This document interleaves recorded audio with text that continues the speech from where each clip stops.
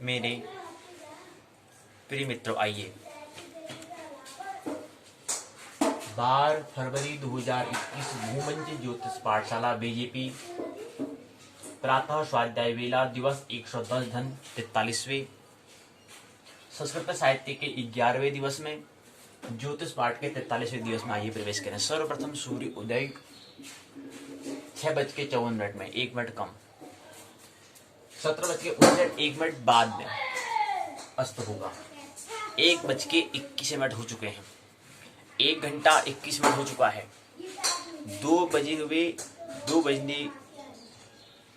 बजने की प्रक्रिया चल रही है, यानी कि 21 मिनट हो चुका है। 1 तो बज चुका है, एक साथ दूसरा बजना प्रारंभ हुआ है। दूसरे के भी क्या है, 2 मिनट हो चुके हैं। पूर्ण कब होगा? 60 मिनट जैसे पूर्ण हो जाने से 2 पूरा बज जाएगा। 1:21 समय हो चुका है। 1 घंटा 21 मिनट का समय हो चुका है। सूर्यदेव को आए हुए पधारे हुए पहले अभिवादन करें। दैनिक कार्यक्रम के अंतर्गत आने वाला सर्वप्रथम जो कर्तव्य प्रातः स्वाध्याय वेला में आइए प्रवेश करें। जानते हैं पाठशाला के 2 भाग, पहले भाग को हम पाठ्यचर्या प्रश्नोत्तर चर्चा करिकुलम, दूसरे भाग को पाठ्यक्रम पाठ्य चर्चा सिलेबस हम कहते हैं। आइए पहले पाठशाला के भाग 2 पर हम पहले चर्चा करें, उसके बाद पाठशाला के भाग 1 पर चर्चा हम करेंगे। पहले पाठशाला के भाग 2 पर फिर 1 पर। उत्तराखंड मुक्त विश्वविद्यालय के स्नातक द्वितीय वर्ष के संस्कृत साहित्य के विषय पर हम चर्चा कर रहे हैं कि आज 11वें विषय पर हम प्रवेश करें। 11वें दिन में आइए प्रवेश करें। इसको व्यक्त करने का तरीका, पुस्तक का शीर्षक है, व्यक्त करने का ढंग है SL Sanskrit literature, SL Sanskrit साहित्य। दूसरे साल का पहला प्रश्न पत्र अर्थात 201। शीर्षक टाइटल है इसका नाम पद्य गद्य व्याकरण। पद्य और गद्य को हमने समझा। पद्य को हमने पहले खंड और दूसरे खंड में समझा, गद्य को हमने तीसरे खंड में समझा। पद्य में हमने पहले 5 इकाइयों में हमने पहले खंड में 5 इकाई थी, दूसरे खंड में भी 5 इकाइयां थी, उसमें पद्य को समझा। गद्य में भी 5 इकाइयां थी, तो गद्य में हमने तीसरे खंड में हमने गद्य को समझा। चौथे खंड में व्याकरण को, उसके अंदर 6 इकाइयां हैं। 5 5 10 5 15 5 को 20 21 इकाइयां यहाँ पर दी गई हैं। हालांकि उत्तराखंड मुक्त विश्वविद्यालय ने जब गद्य में दिया है तो गद्य में 3 इकाई को दिखाने का प्रयास किया, लेकिन पाठ में अंदर देखा तो वहां पर 2 इकाई को और जिक्र किया गया है। तो इस तरह से 21 इकाइयां हमें समझनी है, जिसमें हमने केवल आज 2 इकाइयां शेष रह गई हैं। 20 और 21 इकाई को आज को समझेंगे। यथा खंड के चौथे खंड के अंदर जिसका नाम है लघु सिद्धांत कौमुदी के अंदर संज्ञा प्रकरण के अंदर अच संधि को हमें समझना है। इसके अंतर्गत 5वां 6ठे इकाई जो कि 20वें और 21वें इकाई से 20वें और 21वें इकाई के क्रम में आते हैं। टोटल अगर इस खंड से संस्कृत साहित्य के पहले प्रश्न स्नातक द्वितीय वर्ष का जो पहला प्रश्न पत्र है, इसमें कुल इकाई की अगर बात करें तो 21 इकाई में शेष 2 इकाइयां आज शेष रह गई हैं। तो इसको 2 इकाई को लेने का प्रयास आज की पाठशाला में खंड चौथे के लघु सिद्धांत कौमुदी संज्ञा प्रकरण के अंदर असंधि के अंदर 5वें 6ठे इकाई को समझेंगे। संज्ञा प्रकरण है, असंधि हमें समझना है। जब तक हम संज्ञा को नहीं समझेंगे, संज्ञा का मतलब क्या होता है, क्या होता है संज्ञा का मतलब? संज्ञा जो है वो है संस्कृत शब्द। संज्ञानात्मक विकास हम कहते हैं, यानी कि हमारा जो शब्दों का, यानी कि नाम का जो हमारा विकास, यानी कि अक्षर के बारे में आता है, शब्दों के बारे में आपको बोलना आता नहीं आता है, लिखना आता नहीं आता है, ये हम संज्ञानात्मक विकास में अगर बच्चों को देखें या किसी भी व्यक्ति और विकास की अगर बात करें, जहाँ पर संज्ञानात्मक करते हैं इसका मतलब समझ जाना चाहिए, वहां पर अक्षरों का, शब्दों का हम जिक्र करते हैं। तो संज्ञान जो है, संज्ञा जो है वो क्या, उसका मतलब होता है संज्ञा। संस्कृत शब्द में, संस्कृत भाषा जब थी, सभ्यता जो थी, हमने कहा सभ्यता और संस्कृति बदलती रहती है, आती है चली जाती हैं। जिस समय संस्कृति, जिसमें सभ्यता, संस्कृत जिसमें भाषा थी उसमें संज्ञा कहते थे। अब की जो वर्तमान जो सभ्यता जो संस्कृति, वहां पर इसको कहते हैं नाम। तो उसके लिए अपनी भाषा में बदलना पड़ेगा। तो यहाँ पर नाम का प्रकरण, अब यहाँ पर आता है नाम और प्रकरण जो है, मैंने बार बार हम कहते हैं कि आदमी उन शब्दों को ही, जो शब्दों ने सुना है उसी को ही समझता है। जब तक कोई भी शब्द है उसको अपनी भाषा में जब तक रूपांतर नहीं करें। आप कोई व्यक्ति का है संज्ञा प्रकरण जो है वो उसमें मनुष्य की भाषा है संज्ञा प्रकरण, बात समझ में नहीं आएगी जब तक कि इसका हम रूपांतर न करें, जब तक इसका अनुवाद न करें, ट्रांसलेशन नहीं करें। तो संज्ञा का मतलब बात समझ में नहीं आ रही, हाँ उसको रट सकते हैं हम, इसको मान सकते हैं, लेकिन जानने के लिए अपनी भाषा में इसको लाना पड़ेगा, परिवर्तन करना पड़ेगा, ट्रांसलेट करना पड़ेगा। तो इसका मतलब होता है संज्ञा प्रकरण जो हम कह रहे हैं, ये संज्ञा प्रकरण को हम समझने का प्रयास जो अंतिम खंड में हम चतुर्थ खंड में हम कर रहे हैं, 5 या 6 इकाई को हम समझ रहे हैं, व्याकरण को समझ रहे हैं। तो संज्ञा प्रकरण का मतलब होता है नाम, और प्रकरण का मतलब होता है प्रसंग। तो इसका मतलब होता है प्रसंग, यानी कि नाम से संबंधित जो प्रसंग है, प्रसंग जो है उसको हम कहते हैं नाम से संबंधित प्रसंग को। और संज्ञा मतलब नाम, और नाम का मतलब क्या होता है? अक्षर, शब्दों के बारे में जहां समझने का प्रयास करते हैं उसको हम कहते हैं संज्ञा प्रकरण। और इस संज्ञा प्रकरण जो था नाम प्रसंग को जब तक हमने नहीं समझा तो संधि का खास एक संधि के बारे में हमको समझ आने वाली बात नहीं है। संख्या प्रकरण को, नाम के प्रसंग को ही हम नहीं समझ सके तो वहां पर हम अक्षर को ही नहीं समझ सके। अक्षर क्या है, वर्ण क्या है, वर्ड्स क्या है, हम यही नहीं समझ सके तो संधि को कहां से समझिएगा? संधि तो उसकी बात की बात है। पहले वर्ण तो समझना चाहिए, अक्षर तो समझना है कि अक्षर क्या है, अक्षर किसे कहते हैं, क्या होते हैं, उनके बारे में संज्ञा प्रकरण जाता हम नहीं समझ सकते हैं तो संधि कहां समझिएगा? पर अच आ रहा है तो अच मतलब होता है अच प्रत्याहार से, अच प्रत्याहार से बना है। हमने कहा 14 सूत्र होते हैं। ऐ उण रिल्लिक ऐ औ आई अवच हई वरठ लण ये मडड़ नम झबई घट धस जब गड धस खप छटत चटताओ कपई सस्सर हल। ये 14 हमारे सूत्र से क्या बनते हैं? 42 प्रत्याहार बनते हैं। जब हम ये ऐ उण रिल्लिक ऐ औ आई अवच हई वरठ लण यम डड़ नम झबई घट धस जब गड धस खप छटत चटताओ कपई सस्सर हल, ये जो हम करते हैं, अगर इसमें जब देखते हैं तो 43 शब्द आते हैं। अगर हम इत नामक इत संज्ञा वाले शब्द को हटाते हैं, जैसे हम लड़ लिखते हैं तो उसमें जो ऋण जो है उसमें जो इत संज्ञा वाला है उसको हटाकर देखें तो जो शेष वर्ण आते हैं वो 43 वर्ण आते हैं। और जो इत संज्ञा वाले जैसे पूंछ जैसी लगी होती है जिसमें और नहीं होता है उसको हमने इत नाम दिया या अनुबंध हम उसको कहते हैं, वो भी क्या है 42 होते हैं। क्योंकि 42 होते तो 42 ही होंगे। 14 सूत्र है तो उसमें 14 अनुबंध होंगे तो 14 वो होते हैं, 14 सूत्र में होते हैं। ऐ उण रिल्लिक तो 14 वो होते हैं और 42 अगर उसके अंदर। अब ऐ उण, ऐ अ और ई और ण, इनके हम बता रहे हैं। जैसे एक पहला सूत्र आता है ऐ उण, क्या आता है? अ ई ण, ऐ उण, अ ई और उ आता है और ऋण आता है। ऋण माने कि इस संज्ञा वाले इसमें और नहीं है। हमने कहा था कि कोई भी कॉन्सोनेंट, कोई भी व्यंजन जो है उसमें क्या है? स्वर आता है। जैसे क ओ पीछे आ रहा है, ख पीछे ओ आ रहा है, गो पीछे ओ आ रहा है, घो पीछे ओ आ रहा है, चौ पीछे ओ आ रहा है, मो पीछे ओ आ रहा है, हो पीछे ओ आ रहा है। ये क्या है? कॉन्सोनेंट के अंतर्गत क्या है? व्यंजन आता है, वोवल आता है, तो वोवल आ रहा है इसमें। तो इसका मतलब यहाँ पर जो ऐ उण जो एक पहला सूत्र जो शिव के डमरू से शिव जी डमरू बजा रहे हैं, ऐ उण रिल्लिक ऐ औ आई अवच हई वरठ लण यम लड़नम झबई घट दस जब घट दस खप छटट चटताओ कपई सस्सर हल। ये सूत्र यहाँ पर क्या हो रहे हैं? शिव जी डमरू बजा रहे हैं, मस्त अपने डमरू बजा रहे हैं, वहां से सूत्र आ रहे हैं और इसी से हमारे क्या है? शब्द वर्ण बने हैं, वर्णमाला बनी है। फिर इन 14 सूत्रों से क्या है? वर्णमाला बनी। और संस्कृत भाषा से क्या है? इसका हिंदी में रूपांतरण क्या है? हमने कहा सभ्यता संस्कृति के हिसाब से फिर क्या है? हम यहाँ पर कहते हैं कि हमारे अ ई अ आ ई हम कहते हैं 13 हम कॉन्सोनेंट वोवल के बारे में, स्वर के बारे में, और शेष बाकी जो हमारे 33 जो है व्यंजन के बारे में हम समझते हैं। 33 वर्ण जो है, 36 वर्ण जो है, इनके बारे में, इनकी व्यंजन के बारे में जो हमने लिखा हुआ, जो हिंदी में पढ़ते हैं, जो बार जो स्वर व्यंजन पढ़ते हैं, वो किससे बना है? मूल कहाँ से बात है? मूल तो हमारे संस्कृत भाषा से आई है। इसलिए तो संस्कृत भाषा को हमने क्या कहा है? जननी कहा है, क्योंकि वहीं से जननी है, मतलब वहीं से जन्म हुआ है हिंदी भाषा का।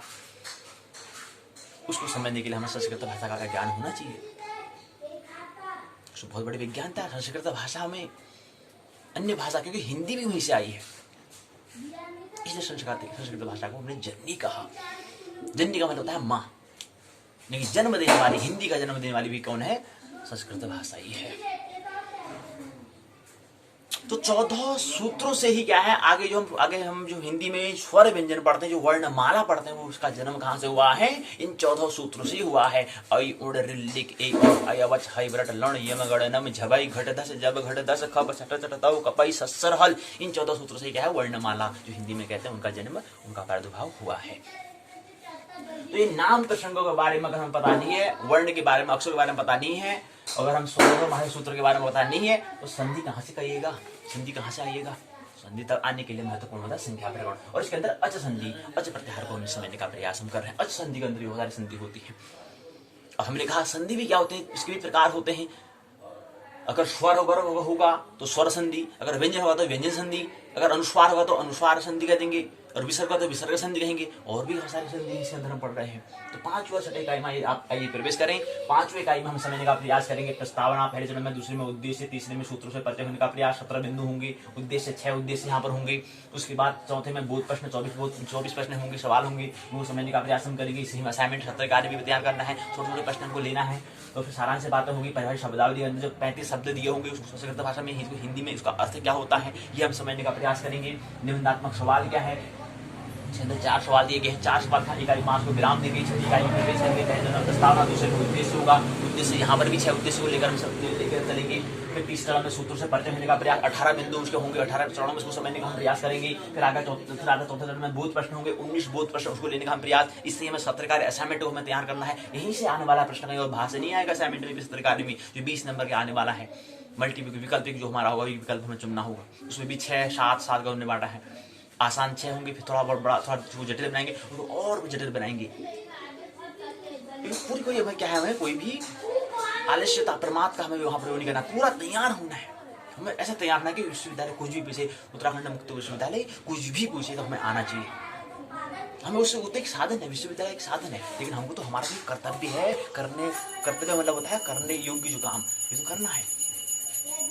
तो यहाँ पर क्या है, बोध 19 प्रश्न यहाँ पर प्रश्न सारांश से बातें होंगी, पारिभाषिक शब्दावली 16 शब्द यहाँ पर दिए होंगे संस्कृत में, उसका अर्थ क्या होता है हिंदी में, हम समझने का प्रयास करेंगे। हमें 7 में निबंधात्मक 4 निबंधात्मक सवाल होंगे, और 4 निबंधात्मक सवाल को हमें ऐसे लेना है कि ये हमारे क्या है, लिखित रिटन एग्जाम में वही लिखित मतलब लघु भी होगा और दीर्घ। इन निबंधात्मक सवाल से हमें 4 प्रश्न में से हमें 2 प्रश्न लघु बनाने, 2 दीर्घ बनाने हैं, यानी कि 7 अंक का और 15 अंक का बनाना है। ऐसे यहाँ पर भी जो 4 निबंधात्मक सवाल जो है, उन सवालों से हमें क्या करना है, इन्हीं सवालों से क्या है आगे फिर लिखित रिटन एग्जाम हम कहते हैं वहां पर प्रश्न आने वाले हैं। और हमने कहा था इसी को ध्यान रखते, हमने कहा अभी तो हम पहले ही हमने कहा मैच हम 4 राउंड में करेंगे, 4 वर्तों में करेंगे, 4 चरण में 4 भागों में करेंगे। पहले भाग तो अभी चल ही रहा है हमारा क्वार्टर फाइनल, फिर दूसरा सेमीफाइनल मैच में फिर और वो प्रश्नों को लेने का हम करेंगे।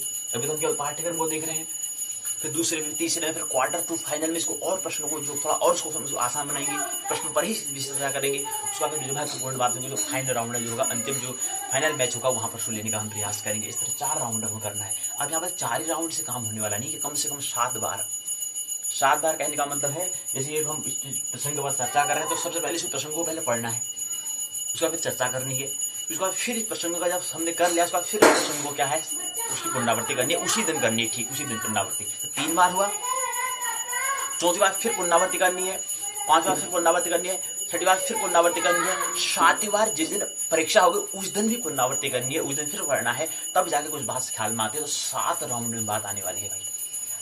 हम 4 राउंड में कहते 4 राउंड से बात नहीं आती है। इसी का नाम अभ्यास है, इसी का नाम है प्रैक्टिस। तो आइए उसी प्रैक्टिस को उसी अभ्यास में स्वाध्याय करें, समझिए इसको। तो ये हमें सवाल है, यहाँ से हमने कहा कि सवाल क्या करने में 150 प्रश्नों को सवालों को हमें तैयार करना है, जिसमें 50 प्रश्न जो है वो लघु और दीर्घ का योग से 7 अंक और 15 अंक के योग से मैंने 50 प्रश्न कहा था कि जो हमारे लघु जो होंगे वो 28 प्रश्न होंगे, जो दीर्घ होंगे वो हमारे 22 प्रश्न होंगे। इस तरह से हमारे क्या होगा 50 प्रश्न ये तैयार हुए और 100 प्रश्न हमें तैयार करने हैं। जो हमारे सत्र कार्य असाइनमेंट में आता है तो 100 प्रश्न छोटे प्रश्न हमें तैयार करने हैं। प्रत्येक कार्य में 4-5 प्रश्न देकर तैयार करते हैं, तो वहीं से फिर सत्र कार्य हमारा तैयार हो जाता है। तो इस तरह से हमें लेकर चलना है। अभी तो पहला राउंड चल रहा है, सत्र कार्य भी आने वाला होगा, अगले महीने में आ जाए तो हमें तैयार रहना है, उसके लिए जागरूक रहना है। हो सकता है इस महीने अगले महीने भी हमें तैयार हो जाना है। अभी तो हमारी संस्कृत की आज ही हमारी क्या होगी, पहले संस्कृत का जो पहला प्रश्न पूर्ण होगा। अभी तो हमारा पूरा आधा पाठ्यक्रम अभी हो पाया है हमारा। अभी तो हमने ज्योतिष के 2 प्रश्न पत्र हमने समझ लिए हैं, संस्कृत का पहला प्रश्न पत्र को समझ रहे हैं। अभी संस्कृत के बाद दूसरा प्रश्न पत्र रहा, मनोविज्ञान का पहला प्रश्न पत्र है, मनोविज्ञान का दूसरा प्रश्न पत्र है। यानी कि 6 प्रश्न पत्र में से अभी 3 प्रश्न पत्र हुए हैं, 3 प्रश्न तो अभी वैसे के वैसे ही हैं। तो आधा पाठ्यक्रम भी हो पाया है। कितने दिन में? 43 दिन में।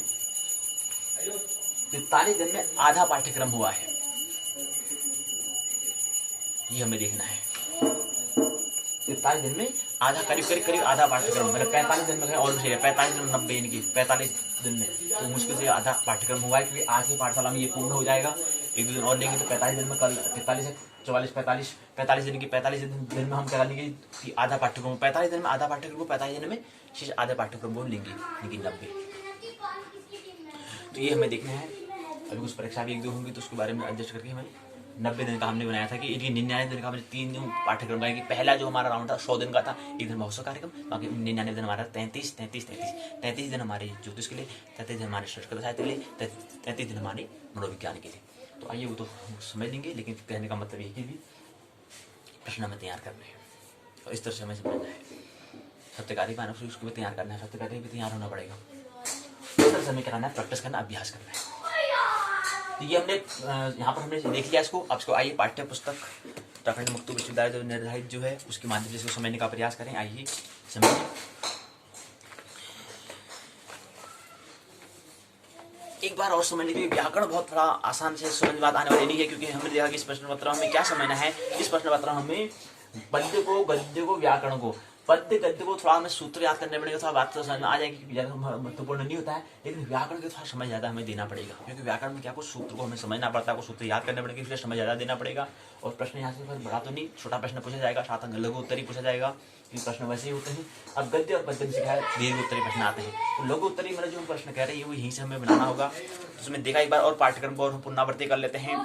पद्य गद्य व्याकरण है, अनुक्रम इसमें दिया गया है। पहले खंड में हमने देखा पद्य काव्य किरातार्जुन प्रथम सर्ग, इसके अंतर्गत 5 इकाइयां हैं। भारवी को समझने का प्रयास पहले इकाई में, शेष 3 इकाइयों में दूसरा, तीसरा, चौथे में हमने 15 श्लोक और 16 श्लोक को लेने का प्रयास। 5वें में प्रथम सर्ग की महत्वपूर्ण सूक्तियों को, 7 सूक्तियां किरात की थी और 8 कृतियां थी हमारे।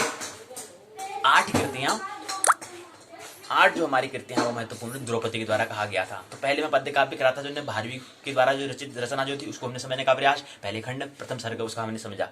दूसरा जो है पद्य काव्य में कुमार शंभव को समझा, कालिदास का प्रसंग, कालिदास का काव्य है, प्रथम सर्ग को हम समझने का प्रयास कर रहे हैं।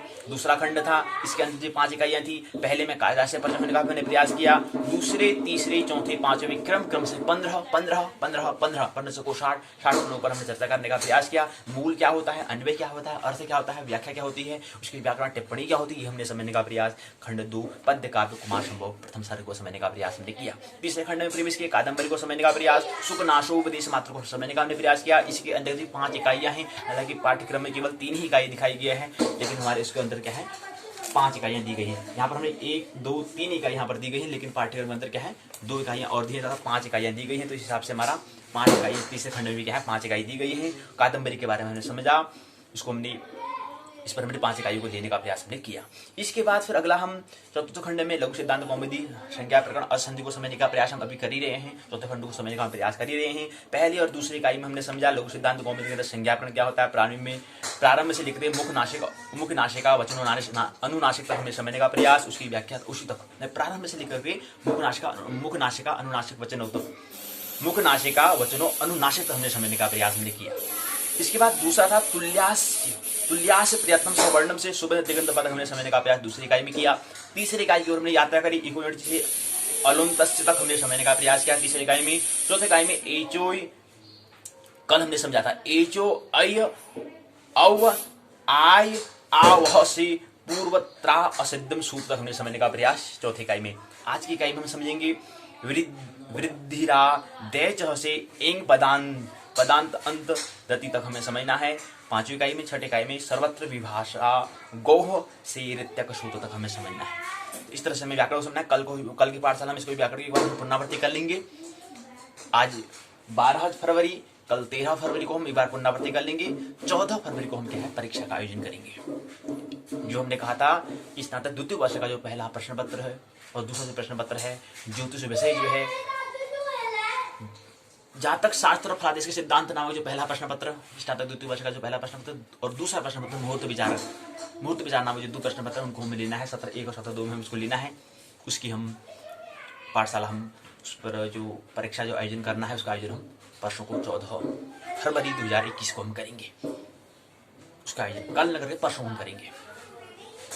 परसों का आयोजन हमें करना है। कल पहले व्याकरण की टिप्पणी को पुनरावृत्ति कर ले, थोड़ा हमें मैनेजमेंट करना पड़ता है, व्यवस्थित करना पड़ता है, क्योंकि यहाँ पर एक दिन फिर बच जाएंगे तो पुनरावृत्ति करेंगे तो बीच में बात समझ नहीं आएगी। तो पहले पुनरावृत्ति हम कर लेंगे, तब जाके फिर 14 बन जा रहा है, 14 फरवरी को हम कर लेंगे। प्रेमोत्सव होता है, वैलेंटाइन डे भी होता है, बना दो उसको उत्सव, उसी में जोड़ लो, परीक्षा का आयोजन कर लो तो अच्छा सुन रहा अवसर है। प्रेमोत्सव वैलेंटाइन डे बोलते हैं, प्रेमोत्सव उत्सव दिन होता है, वो प्रेमियों का दिन होता है, उस दिन हम परीक्षा का आयोजन करेंगे तो अच्छा रहेगा। तो इसलिए एक सहयोग की बात है, उस दिन हम परीक्षा का आयोजन करेंगे। और अच्छा मैनेजमेंट बनना कि कल हम पुनरावृत्ति कर लेंगे, लोग व्याकरण की पुनः लघु शब्दांत कौमुदी संज्ञा प्रकरण असंधि को पहले पुनरावृत्ति कर लेंगे, उसके कल की पुनरावृत्ति कर लेंगे, तो पास परीक्षा का आयोजन करेंगे। उस दिन प्रेमोत्सव दिन भी होता है, वैलेंटाइन डे भी होता है, उसको बना देंगे। ठीक है, चलिए आइए फिर 5वीं इकाई को पाठ्य पुस्तक से समझे हम। पाठ्य पुस्तक में क्या है, वृद्धि रादैच से एंग पद अंत पदांत ती तक हमें समझना है। अब देखो ना, यहाँ पर जो शब्द है पदांत, पद धन अंत, देखो क्या बना है, पद है फिर अंत है, यही तो हमें व्याकरण में समझना है और कुछ और समझना है। यहाँ पे देखा कि पद हो गया, फिर अंत है, पद अंत और अदति, पद धन अंत धन अदति, पदांत बन गया, जुड़ा तो पदांत बन गया। क्या कैसे बना, क्या बना, सब व्याकरण में समझते हैं। तो पदांत और अदति, अ से यहाँ पर दीर्घ संधि हो रही है, अ से आ बना, तो पदांतादति तक हमें समझना है। तो ये क्या है, संधि। वृद्धि रादैच से लेकर के एंग पदांत तादति तक हमें समझना है। पदांत तादति तक हमें क्या है, समझना है। इसकी रूपरेखा है, प्रस्तावना, उद्देश्य, व्याकरण। वृद्धि रादैच से एंग पदांतादति तक हमें समझना है। सारांश, शब्दावली, अध्याय, प्रश्न का उत्तर, ऊपर की पुस्तक। आप देखो पदांत तादति को उच्चारण हम नहीं कर पा रहे हैं, क्यों? अभ्यास नहीं है, प्रैक्टिस नहीं है। हिंदी में बोलने वाले संस्कृत कहाँ से जाने, हिंदी का बोलबाला, हिंदी की जो भाषा बोलते तो संस्कृत भाषा बोलने में थोड़ा अभ्यास की आवश्यकता होती है। प्रस्तावना से दिया है, वृद्धि संधि से संबंधित सूत्रों से जुड़े प्रयोग को हम सिद्ध करने का प्रयास इस इकाई में करेंगे। इसमें आ, ए, औ ये 3 वर्ण यहाँ पर वृद्धि संधि, वृद्धि संज्ञा वृद्धि नामक होते हैं। आ हो, आई हो, औ ये 3 वर्ण क्या है, वृद्धि संज्ञक होते हैं। दीर्घ आकार एच प्रत्याहार, ये आई एच प्रत्याहार आई औ ये 3 वर्ण वृद्धि संज्ञक होते हैं। कौन कौन से होते हैं, आ, आई, औ, ये 3 वर्ण क्या हैं, ये 3 शब्द जो है क्या हैं, वृद्धि नामक होते हैं, संज्ञक होते हैं। अन्यत्र जहां कहीं भी अन्य सूत्र संज्ञक तथा नामक होते हैं, तो अन्यत्र जहां कहीं भी अन्य सूत्र के द्वारा भी वृद्धि करना हो, वहां पर आ, आई, औ ये 3 वर्ण वृद्धि के रूप में उपस्थित होते हैं। यहाँ पर क्रियावाची भू आदि धातु की नाम अथवा संज्ञावाचकता पर टी संज्ञा में टी नाम के विधायक विधि सूत्र का वर्णन करके अध्ययनार्थी हम यहाँ पर प्रस्तुत हुए हैं। तो यहाँ पर कह रहे हैं कि उत्तराखंड मुक्त कह रहे हैं कि हम क्या है, यहाँ पर भू आदि जो धातु की संज्ञा अथवा नाम का जो वाचकता की जो टी संज्ञा, टी नाम का जो विधायक विधि सूत्र है, तो टी संज्ञा नाम क्या है, विधायक विधि सूत्र का वर्णन करने के लिए यहाँ पर हम अध्ययनार्थी के लिए हम यहाँ पर क्या है, प्रस्तुत हुए हैं, उपस्थित हुए हैं। तो यहाँ पर हमें समझना है वृद्धि, पररूप, सवर्ण दीर्घ, पूर्व रूप संधियों को समझाने का प्रयास हम यहाँ पर इस इकाई में करेंगे। उद्देश्य हैं 6 उद्देश्य यहाँ पर दिए गए हैं। पहले में वृद्धि संधि के विषय में, वृद्धि संधि का विषय क्या है उसके बारे में समझेंगे। उपसर्गों का वर्णन, उपसर्ग कितने होते हैं, उपसर्ग क्या है उसका वर्णन करने का प्रयास यहाँ पर करेंगे। पर रूप संधि के विषय से अवगत होने का प्रयास करेंगे। तीसरा उद्देश्य, चौथा टीप संज्ञा, टीम नाम का परिचय होने का प्रयास, उसे इंट्रोडक्शन करने का प्रयास हम करेंगे। 5वें में दीर्घ संधि की सूत्रों की व्याख्या, कैसे इसको एक्सप्लेन करते हैं उसको समझने का प्रयास। पूर्ण रूप संधि के नियम को समझाने का, बताने का प्रयास यहाँ पर करेंगे। तो 6 यहाँ पर है, 6 बातें यहाँ पर हमें 6 उद्देश्यों में समझनी है। वृद्धि संधि, उपसर्गों का वर्णन, पर रूप संधि के विषय में टी संज्ञा नामक परिचय होने का प्रयास, दीर्घ संधि सूत्रों की व्याख्या, पूर्व संधि के नियम क्या है, ये हम समझने का प्रयास यहाँ पर 6 उद्देश्य हैं, इसको लेकर हम यात्रा करते हैं। वृद्धि संधि क्या होता है, इसमें पहला सूत्र आता है वृद्धि रादैच, अर्थात आदैच वृद्धि संज्ञा स्यात्। आ, ऐ, औ ये 3 वर्ण क्या है, वृद्धि नामक होते हैं, संज्ञक होते हैं। दीर्घ आकार तथा ऐच प्रत्याहार, ऐ, औ ये 3 वर्ण वृद्धि संज्ञक होते हैं। अन्यत्र भी जो बात हम आगे बताइए उसको बताने का प्रयास यहाँ पर वृद्धि रादैच। अब वृद्धि संधि जो हमें कहा है, पहले सबसे पहले महत्वपूर्ण तो हमारी खोज ये होनी चाहिए, ये हमारी सर्च करने का होना चाहिए कि यहाँ पर वृद्धि रादैच से एंग पदांती, यानी कि ये यहाँ पर पार्ट जो दिया है, जो लेसन दिया है, इसमें ये कहाँ पर लिखा है और ये कहाँ पर लिखा है, कितनी बात हमें समझनी है। तो पहले हम ये ढूंढेंगे, फिर इसको ढूंढेंगे कहाँ पर लिखा है पाठ्य पुस्तक में, पाठ में कहाँ पर है। तो यहाँ पर लिखा है, जो इकाई का नाम दिया है, जो शीर्षक दिया है, जो टाइटल दिया है, वो लिखा है वृद्धि रादेच, ये यहाँ पर है, पहला सूत्र में है। अब इसके बाद एंग पदांत आदति, पदांतादति, ये कहाँ पर लिखा है। इसलिए हमें पहले कितने सूत्र को बीच में हमें पढ़ने, एक सूत्र ये हो गया, दूसरा सूत्र ये हो गया, दूसरा, तीसरा सूत्र ये हुआ, चौथा सूत्र, पांचवा सूत्र, छठा सूत्र, सातवां सूत्र,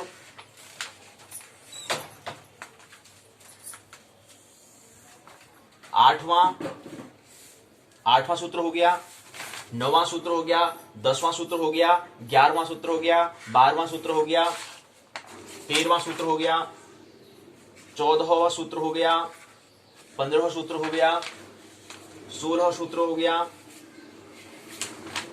17वां सूत्र हो गया,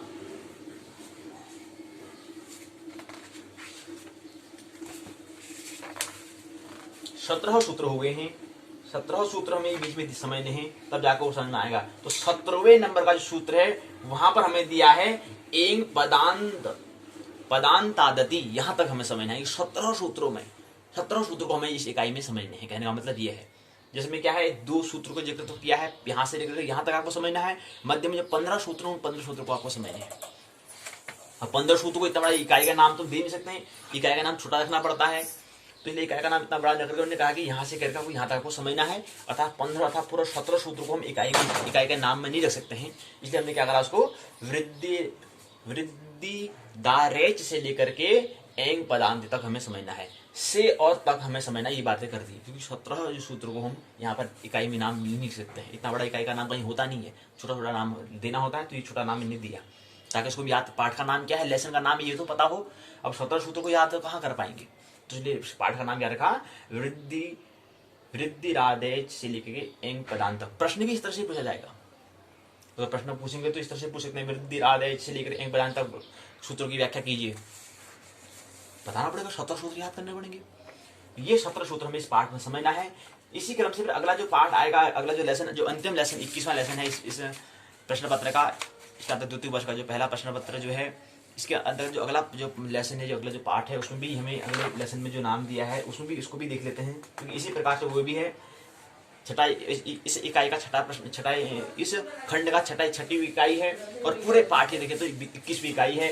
इसे भी दिया है, इकाई का नाम है सर्वत्र विभाषा गौ, गोह से लेकर के ऋत्यगः सूत्र तक। यहाँ पर भी ये सूत्र यहाँ से लेकर के प्रारंभ करना आपको यहाँ तक दिया है। अब इसके अंदर कितने सूत्र हैं, उन सूत्रों को यहाँ पर पाठ में नाम तो लिख नहीं सकते हैं, बहुत बड़ा हो जाएगा। इसलिए इनको शॉर्ट में लिखा कि सर्वत्र विभाषा गोह से लेकर के ऋत्यक सूत्र का आप इनकी व्याख्या कीजिए। तो कहाँ पर है ये, हम पहला हमारा काम क्या रहेगा कि ये कहाँ पर लिखा है सर्वत्र विभाषा गो, तो यहाँ पर लिखा है। और इसके बाद ये ऋत्यक सूत्र कहाँ तक लिखा है, इसके बीच में कितने सूत्र हैं। तो पहला तो सूत्र स्वयं सर्वत्र विभाषा गो, पहला सूत्र ये हो गया।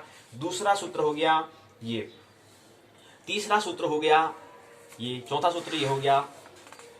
इसके बाद फिर अगला क्रम जो आता है, 5वां छठा सूत्र जो है,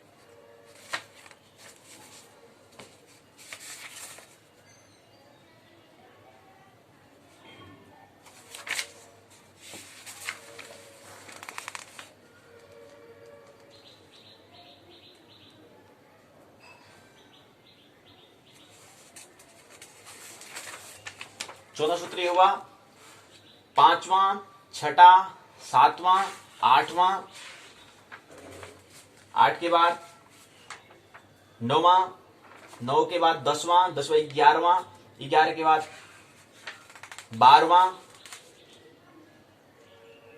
12 के बाद 13वां, 13वां 14, 14 के बाद 15वां, 15 के बाद 16वां, 16वां 17वां, 17 के बाद 18वां, 18 के बाद 19, यानी कि 18 सूत्र हमें समझने हैं।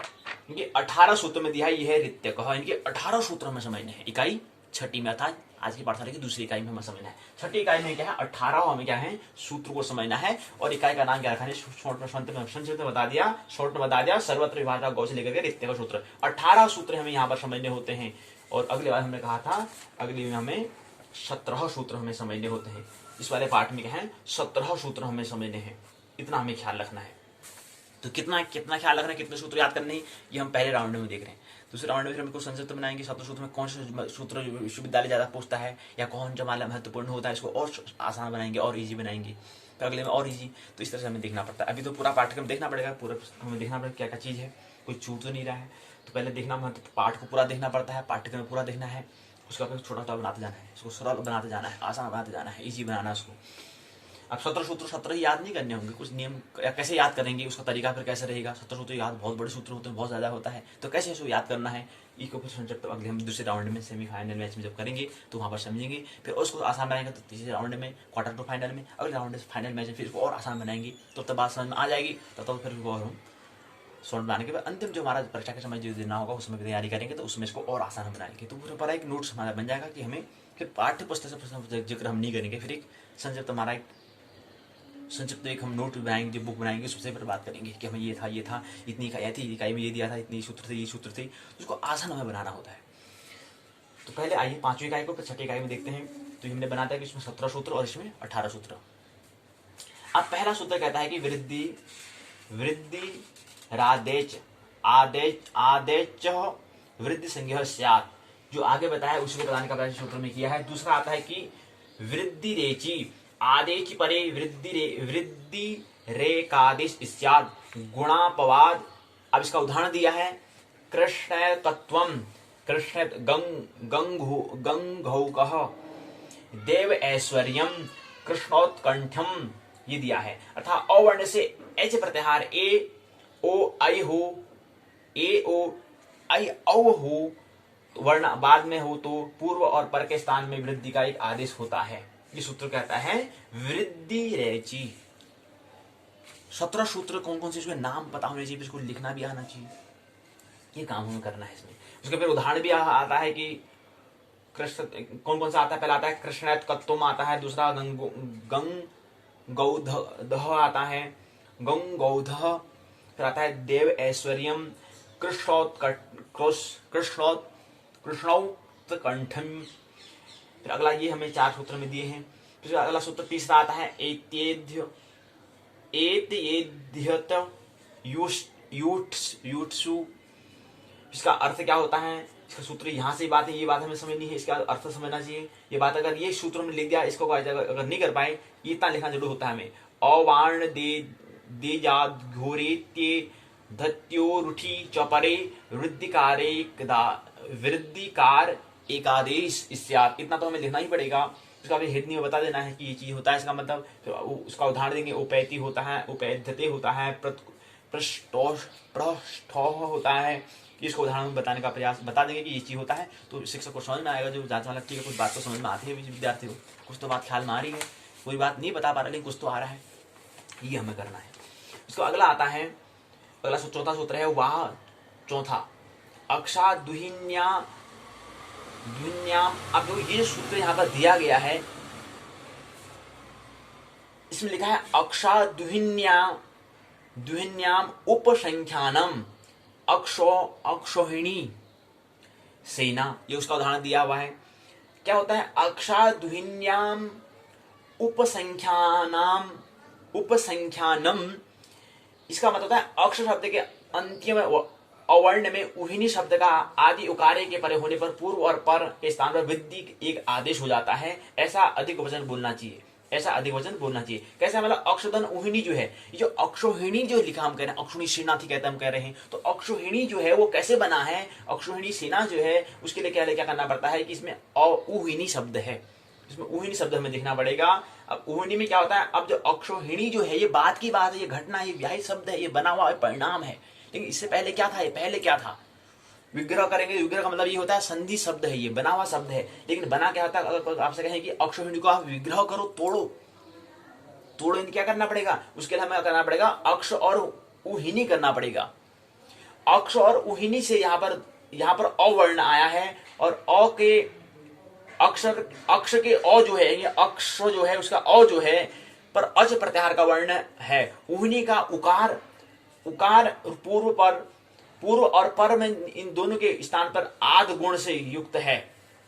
आदह गुण से गुण प्राप्त होता है, उस गुण को बाधक बाधक कर इस वार्तिक के यहाँ द्वारा यहाँ पर अक्षर शब्द की ऊहनी शब्द से परे होने के कारण अक्षर में अ तथा ऊहनी का उकार इन दोनों के स्थान पर वृद्धि रूप एक आदेश औ होकर अक्षोहिणी बन जाता है। तो कैसे बन रहा है कि जो सौ जो हम कह रहे हैं इसके अंदर क्या है, इसके अंदर अ है, तो अ के पीछे में जिसको हम कह रहे हैं कि जो पूंछ हमने बना दी है, ये पूंछ का मतलब क्या है कि इसमें अ जो है स्वर जो है हटा दिया हमने, इसलिए उसका नाम हमने इत नाम दिया या उसको हमने अनुबंध कहा। तो इत संज्ञा का नाम उसको कहते हैं, जिसके कहीं पर आप देख रहे हैं कहीं पर शब्द लिखा तो कोई आधा शब्द लिखा तो इसका मतलब क्या है, इसको या तो हम ऐसे लेंगे या इसको हम पूंछ बना देंगे। अब स्त्री में जो ई शब्द जो हम कह रहे हैं, स्त्री जो कह रहे हैं वो सौ जो है, सौ में क्या है इत नाम वाला है, सौ उसमें अ नहीं है, सरस्वती नहीं बोलते इसको, स्त्री बोलते हैं, आधा सौ बोलते हैं, अर्थात उसका नाम आधा सौ को ही हम क्या कहते हैं, इत नाम कहते हैं। तो ये यहाँ पर भी ऐसे ही हो रहा है कि जो अक्षोहिणी जो बात की जो घटना है, अक्षोहिणी जो हम सेना जो बोल रहे हैं वो अक्षोहिणी कैसे बना, अक्षोहिणी ऐसे बना है उसमें अक्षदन ऊहिणी से बना है। और ऊहिणी के मतलब कैसे बनता है, ऊहिणी का मतलब अक्षोहिणी कैसे परिणाम होता है उसको समझने का हम प्रयास। तो इसमें अक्षर और ऊहिणी दो शब्द दो उसको तोड़ेंगे, उनकी इसका विग्रह हमने किया तो अक्षर और ऊहिणी हुआ, इसमें आद गुण से गुण प्राप्त हुआ। उसके बाद इसमें जो एकादेश अक्ष को हमने जो उसमें जो अ था उसको हमने इत नाम करा, अ को अलग करा, अ के बदले हमने क्या कर दिया औ को जोड़ा। औ कैसे होगा यही हमें व्याकरण में समझना होता है। तो उसने क्या करा अक्षर फिलहाल समझे कि यहाँ पर औ हुआ, अ के बदले हमने औ आ गया और ये औ को हमने जुड़ा तो हिनी बना, फिर वर्ण सम्मेलन होकर अक्षोहिणी प्रयोग हो गया। अब इसको वर्ण को सम्मेलन मतलब जोड़ते हैं, अगर मिलाते हैं सम्मेलन करते हैं तो मिलने से क्या बन जाता है अक्षोहिणी बन जाता है, अक्षोहिणी बन जाता है और हिनी बाद में हिणी बनेगा, कैसे बनेगा उसको समझना है हमें। तथा अब यहाँ पर एक सूत्र और आता है, सूत्र का नाम है पूर्व पदार्थ संज्ञा मतलब नाम हो गया, संज्ञा या मघ सूत्र से बनता है। पूर्व पदार्थ संज्ञा या मघ सूत्र से क्या बनता है, इसमें नकार जो नौ जो अक्षोहिणी ही नी जो बोल रहे हैं वो नी क्या हो जाता है ऋणाकार हो जाता है और हम बोल देते हैं परिणाम में उसका अक्षोहिणी बोल देते हैं, हिड़ी हिड़ी। तो नौ का नकार क्या होता है ऋकार हो जाता है, तो इसलिए हम कहते हैं कि अक्षोहिणी सेना। तो ऐसे बना। तो एक अक्षोहिणी कैसे बनता है, उसके मध्य में क्या क्या बातें होती है, अक्ष ऊहिणी होता है, उसके बाद आद गुण से जो गुण हमें यहाँ पर प्राप्त होता है। उसके बाद यहाँ पर उसमें हम अ जो है जो छ जो अक्ष जो हम बोल रहे छ जो उसके अंदर जो अ होता है उस अ में औ को लाते हैं तो अक्षौ हिनी हो जाता है और हिनी को भी बाद में हम क्या संबोधन करते हैं तो अक्षो हिनी हो जाता है। फिर एक सूत्र और आता है पूर्व पदार्थ संज्ञा या मगह, तो इस सूत्र से एक नकार ऋणकार न जो होता है ऋणकार में परिवर्तन हो जाता है, फिर उसको अक्षोहिणी हम कह देते हैं, अक्षोहिणी। तो ये बनता है। तो ये सब बात तो हम शब्द बहुत सारे हम बात करते हैं, लेकिन शब्द को उसकी शब्द अर्थ की वैज्ञानिकता समझते नहीं समझते। अब हमारे जो मित्र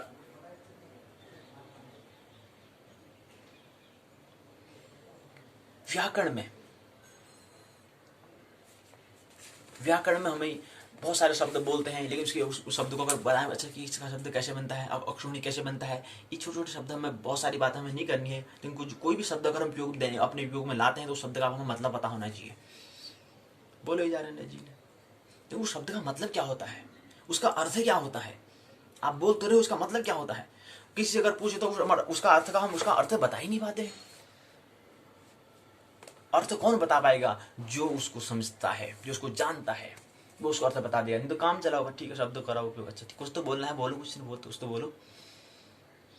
पाणिनि जो है मित्र, पाणिनि ने बहुत बड़ा उपयोग व्याकरण में किया है, करीब करीब 4000 अष्टाध्यायी उन्होंने लिखा है। अष्ट में होता है 8 अध्याय उन्होंने ऐसे लिखे जिसमें सूत्र 38 करीब 4000 सूत्र उसमें दिए हैं उन्होंने। उन सूत्र में यही सूत्र भी उनका ही आता है, लेकिन हम यहाँ पर लघु सिद्धांत कौमुदी को समझ रहे हैं। अष्टाध्याय तो बहुत बात की बात है, तो और भी बहुत बड़ी विस्तृत बात है, विस्तृत बात है, विस्तारी बात है, तो और भी एक्सपीरियंस है, लेकिन उससे पहले हम लघु सिद्धांत कौमुदी को समझ लेंगे। तो उसमें व्याकरण अगर पाणिनि की जो अष्टाध्यायी है उसको समझने का प्रयास, अष्टा वाला 8 होता है, 8 जिसमें अध्याय उसको अष्टाध्यायी उन्होंने नाम दिया। 8 अध्याय 8 चैप्टर है और प्रत्येक चैप्टर में 4-4 पाद इसमें दिए गए हैं। इस तरह से क्या करें, कितने पाद में होता है चरण,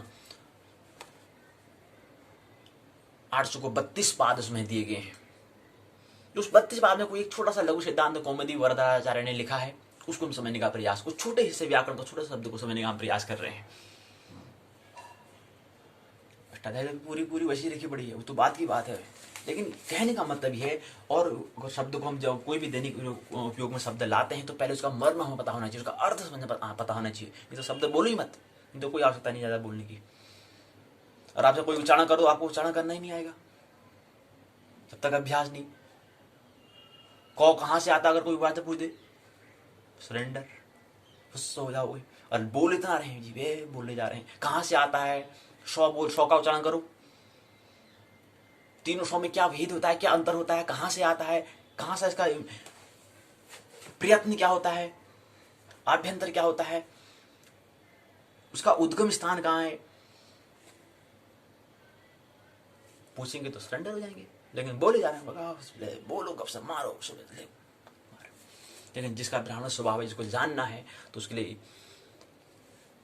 पता होना चाहिए कि शब्द कहाँ से, उसका उच्चारण कहाँ से होता है। और पता होगा तो वही उच्चारण कर पाएगा, वही अच्छे से बोलने की भाषा, जो कला, जो वाक जो है बोलने की जो कला है, बोलने का तरीका है, उसके लिए क्या महत्वपूर्ण होता है, शब्दों का ज्ञान कहाँ से आता है।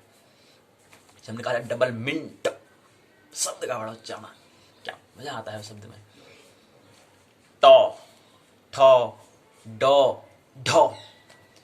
अब इन सूत्र को, ये शब्द को समझने के लिए हमें क्या करना पड़ेगा, पहले 14 महावीर सूत्रों को हमें समझना पड़ेगा। हिंदी में भी हम क्या है, जो सब वर्णमाला बता दे रहे हैं, वर्णमाला से काम चलने वाला नहीं, उससे पहले 14 सूत्र याद होने चाहिए। विद्यार्थी को 14 सूत्र याद होने चाहिए। संस्कृत भाषा की जननी जो है, उसको पता होना 14 सूत्र। अय उण रिल्लिक ए ओं ऐ अवच हई वरट लण यम गणनम झबई घट दस जब घट दस खब छट चटताऊ का पैसा सरहल। इन 14 सूत्रों से फिर 42 प्रत्याहार, फिर उन्हीं का वर्णमाला, हिंदी में वर्णमाला, फिर उसी से फिर आगे शब्द बनेंगे, वर्ण से उन्हीं अक्षरों पे शब्द बनेंगे। फिर शब्दों को आगे फिर दूसरों से कुछ आपने अनुभव किया, उसको फिर साझा करोगे, कम्युनिकेशन करोगे, या कोई बात गुरुजी बता रहे हैं, गुरुजी भी उस शब्दों से ही बता रहे होंगे, उन शब्दों को समझोगे। उसी का नाम फिर शिक्षा, एजुकेशन हम कहते हैं। तो बहुत सारे आगे विस्तार होता है। लेकिन पहले ये तो समझो कि वर्ण क्या है, अक्षर क्या है, कहाँ से आता है, क्या चीज होता है, उसकी विज्ञान तो समझो। फिर कम्युनिकेशन करोगे, समझोगे बात, दूसरी बात समझना है, फिर वो क्या बोल रहा है। लेकिन कैसे बता पाओगे, अपने जो अनुभूति आपने की उसको किसके माध्यम से बताओगे। कोई ना कोई तो माध्यम होगा। माध्यम का नाम क्या है, वर्ड्स होंगे, शब्द होंगे, भाषा होगी, लैंग्वेज होगी। अब भाषा का लैंग्वेज को बात ही बात है, तो शब्द है, तो वर्ड्स। शब्द के माध्यम से हम बातों को बताएंगे कि मैंने ये अनुभव किया, आप भी इस अनुभव में कहो। मैं उत्सव में बना रहा हूँ, महोत्सव बना रहा हूँ, तो इस माध्यम से मैंने ये चीज करा, मैंने ये चीज करा, तो उसको बताने के लिए क्या भाषा, लैंग्वेज होनी चाहिए। शब्दों का मतलब हमें सहारा लेना पड़ेगा। अब शब्द के लिए क्या चाहिए हमें, अक्षरों का ज्ञान, कौन सा शब्द कहाँ से आता है, उसके बारे में पूरा ज्ञान हमें होना चाहिए। उसके लिए व्याकरण समझ आना चाहिए। जब तक व्याकरण समझ में नहीं आया तो फिर आगे पहले तो अनुभव हुआ, गहन अनुभव होता है, तो इसको पहले तो अनुभव ही कहाँ हो पाता है कि हम मस्ती ऐसे रहते हैं कि दूसरों में इतने समय व्यतीत होते हैं, अपने आप का आनंद जो अनुभूति होती है वो एकांत में होती है ना। वो तो कोई भी सत्यम शिवम सुंदरम, जो भी सत्य है, शिव है, सुंदर है, वो एकांत में, ध्यान में होता है। और एकांत में नहीं होगा फिर क्या शब्द की आवश्यकता, कौन सी भाषा के मतलब है, क्या करना भाषा, हिंदी से काम चला लेंगे, अरे बोली से काम चला लेंगे, हिंदी भी क्या करना है, छोड़ो, बोली से काम चला लेंगे, क्या करना है, कोई ये तो अपना ही तो है, यही रह जाएंगे, कोई बात नहीं। चद्दर छोटी हो रही है, पैर को मोड़ के सो जाएंगे, और क्या है, चद्दर बड़ी नहीं करेंगे भाई, पैर को मोड़ लेंगे हम, पैर को मोड़ लेंगे, चद्दर को बड़ी नहीं करना है। ये आलस्य प्रमाद को दिखाता है। तो आइए, तो हमने कहा कि इसमें चौथा सूत्र आता है, अक्षोहिणी जो बनता है वो कैसे बनता है, वो अक्षधन उहिनी से बनता है, और उसका फिर ऊ से फिर उसमें जो अक्ष में जो अ है, वो अ उसमें औ जुड़ जाता है, तो अक्षौ औ। और हिनी जो है, नी, नो का जो नकार जो है वो नकार में बदल जाता है, तो बन जाता है अक्षोहिणी बन जाता है। अगला सूत्र आता है, प्रादुहोड्ढ्ये शेषु, प्रादुहोड्ढ्ये शेषु। आएगा ही नहीं बात, उच्चारण स्पष्ट होगा ही नहीं। क्यों नहीं हो रहा बताओ, क्या वजह है, अभ्यास नहीं किया है, वो उसका चलन नहीं है, उसका प्रचलन नहीं है। संस्कृत भाषा कौन समझता है, कौन बोलता है, कहीं बोलते हैं, हिंदी से कहाँ चलाते हैं, तो स्पष्ट कहाँ से होगा। तोड़ के बोलो, प्रातु हो डो ढये शेष येसु कब तक नहीं आएगा। देखें हम भी, आप जिद में हो तो हम भी तो जिद में है भाई, कब तक समझ में आएगा, कब तक उच्चारण करना नहीं आएगा। प्रातु हो डो ढये शेष येसु, अब जो आधा 100 है उसको इसके आगे से बोलना पड़ेगा। प्रातु हो डो ढये शेष येसु, क्या क्या शब्द है, प्रोह प्रौढ़ प्रौढ़ी प्रेस्य पेश्य, इसको इतना संयुक्त में बोल दिया। कितने शब्द हैं, कितने शब्द हैं, एक है प्रौह प्रौह, दूसरा है प्रौढ़ प्रौढ़ी प्रेस्य प्रेसह प्रेस्य, 1 2 3 4 5, इन 5 को यहां पर जोड़ के बना दिया है, इसका नाम है संधि। आगे अष्टाध्यायी में सब ऐसे मिलेंगे, यहां पर सूत्र 4000 करीब सूत्र जो हैं वो ऐसे मिलेंगे। तो ये यहां पर दिया है 5 सूत्रों में। ऐसे प्रकार छठा सूत्र है, छठे सूत्र में दिया है वार्तिक ऋते चतुर्थया समासे सुकेन ऋतः सुखार्थः तृतीयेति क्यम पर मर्त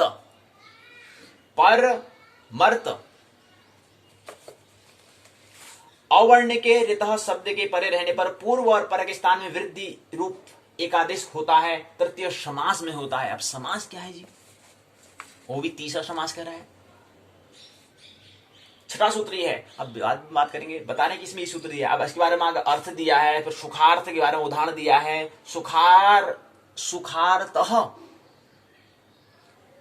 सुखार्धन तह से बना है, ये शुकधन आर्धन तह से बना है।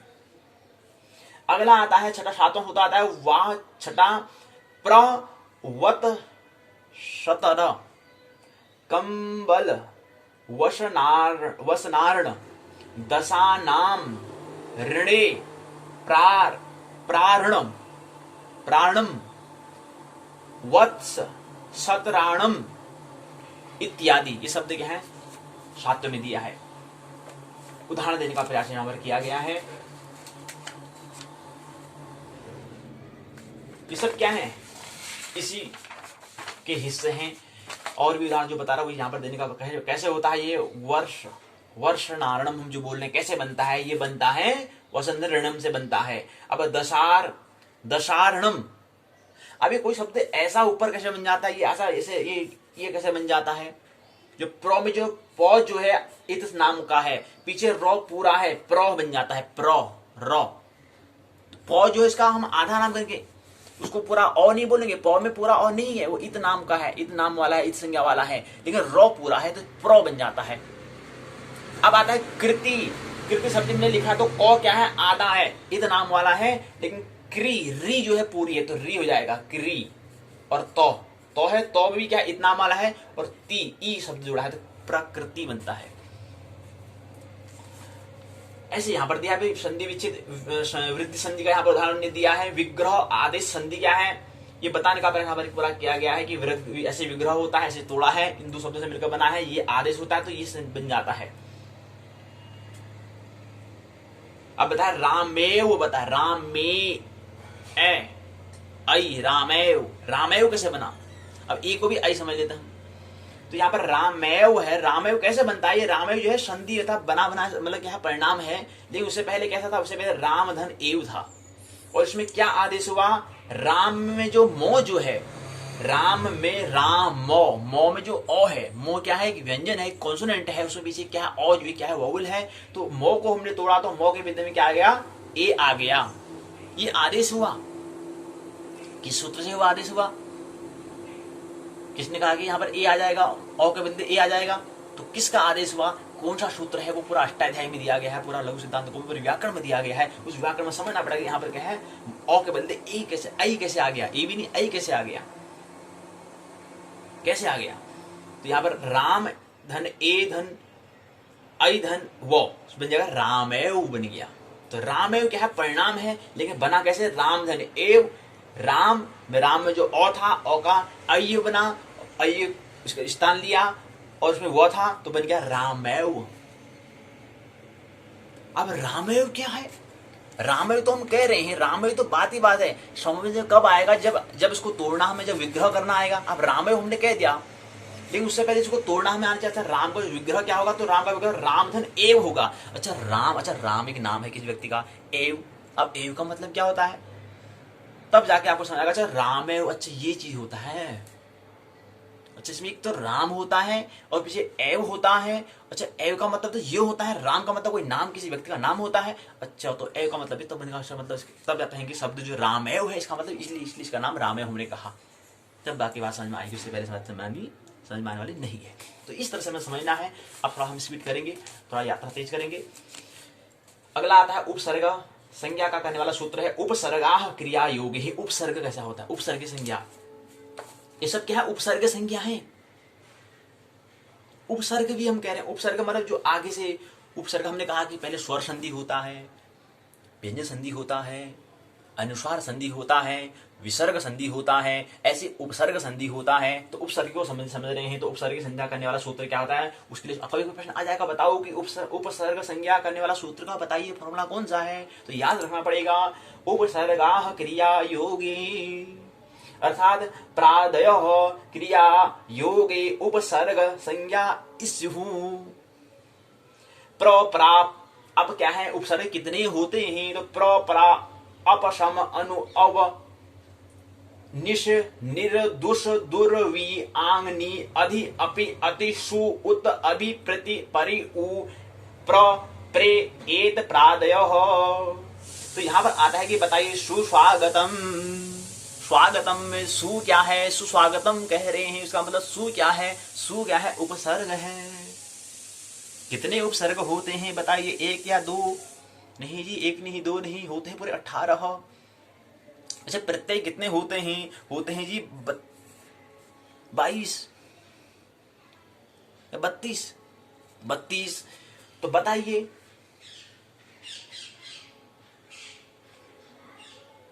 उपसर्ग क्रिया योगी सूत्र दिया है, फिर इसका मतलब ये होता है, अर्थ ये होता है, ये बताने का प्रयास पर किया है। फिर उदाहरण दिया है, फिर अगला आता है भूवादयो धातवः, फिर अगला आता है उपसर्गा धृति धातौ। अगला आता है, उदाहरण इसका दिया गया है पर रूप संधि, एक संधि ये भी तो है, खा गए इसको, यानी कि ये 10 के बाद 11वां, यानी कि ये भी तुम्हारा हो गया 18, ये भी हो गए हमारे 18। तो यहां पर बदलना पड़ेगा, 18 बिंदु, यहां पर भी 18 बिंदु पर हम चर्चा कर रहे हैं, तो ये हो जाएगा 18। अब दूसरी संधि कौन सी है? दूसरी संधि है पर रूप संधि। इसके लिए सूत्र क्या होता है? विधायक सूत्र बताइए। पर रूप विधायक विधि सूत्र क्या है? तो बताना पड़ेगा एहि पर रूपम आद उपसर्गाद एंगादौ धातौ परे पर रूप में कादेश स्यात्। उदाहरण के लिए प्रज्यते उपोषति, फिर इसका अर्थ दिया है, फिर इसका उदाहरण दिया है प्रेज्यते कैसे बनता है? प्रधन ए जेते। ऐसे ऊष उपोषति उपधन ओषति। अब सौ भी कौन सा? ये सौ वाला, सलजम वाला, पेट कटा वाला, या 100 वाला? कौन सा 100 बताना पड़ेगा। तो 100 जो है, जो मूर्धा में जो जुआ है नीचे में दांतों के यहां पर जाएगा, वो वाला 100 शब्दों का बड़ा बोल वाला है 100। तो उपोषति, यहां पर दूसरा 100 है। यहां पर कौन सा 100 है? यहां पर हमारा तालु में जाएगा, जब हुआ 100 वाला 100 की बात हो रही। उपोषति ऊपर जाएगा, तालु में जाएगा, और नीचे वाला 100 शल्य वाला में नीचे जाएगा मूर्धा में, और 100 वाला जब आएगा तो उसमें सीधे वाला 100। अच्छा पहला 100 कौन सा आता है? बारखड़ी में 100, यानी कि जब दांत के यहाँ पर मूर्धा में आएगा 100, अर्थात ये वाला 100 पहला 100। दूसरा 100 आता है ऊपर तालु में 100। तीसरा आता है जो सीधे मध्य में रहे 100। अब उच्चारण करें 100 ध्वनि में थोड़ा परिवर्तन होना चाहिए, क्योंकि जीवा जब ऊपर नीचे जाएगी तो तब होगा, नहीं तो तीनों 100 हो जाएंगे, 100 हो जाएंगे। वो तो जो भाषा को समझने वाला व्यक्ति जो है, जिसने गौर किया, वो तुरंत कह देगा भाई जाइए, भाई उच्चारण नहीं हो रहा, जाइए बाहर, इंटरव्यू में फेल, आप बाहर जाओ, अभी पहले अभ्यास करके आना तब आना। इंटरव्यू में आ जाते हैं, इंटरव्यू लेने के लिए, इंटरव्यू देने के लिए आ जाते हैं। 3 शौ का उच्चारण, तीनों की ध्वनि अलग अलग होनी चाहिए, भिन्न भिन्न होनी चाहिए। क्यों? क्योंकि जुवा जब पहला शौ का उच्चारण करें उसमें कहीं और, उसमें कहीं और, क्योंकि शौ का जो उद्गम स्थान, जो प्रयत्न जो है, वो तीनों शौ का भिन्न भिन्न है, स्थान भी भिन्न भिन्न है।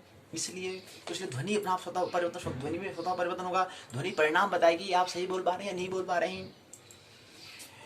तो यहां पर दिया है कि उपो सति सति टी संज्ञा विधान। अब टी संज्ञा का विधान करने वाला संज्ञा सूत्र इसके लिए आता है अचोन आदि टी नाम का विधान करने वाला संज्ञा सूत्र बताइए। फिर अगला सूत्र आता है वार्तिक शकन ध्वादिशु पर रूपम वाच्यम। उदाहरण दिया है शकंधु, करकंधु। अब मनीषा शब्द आता है।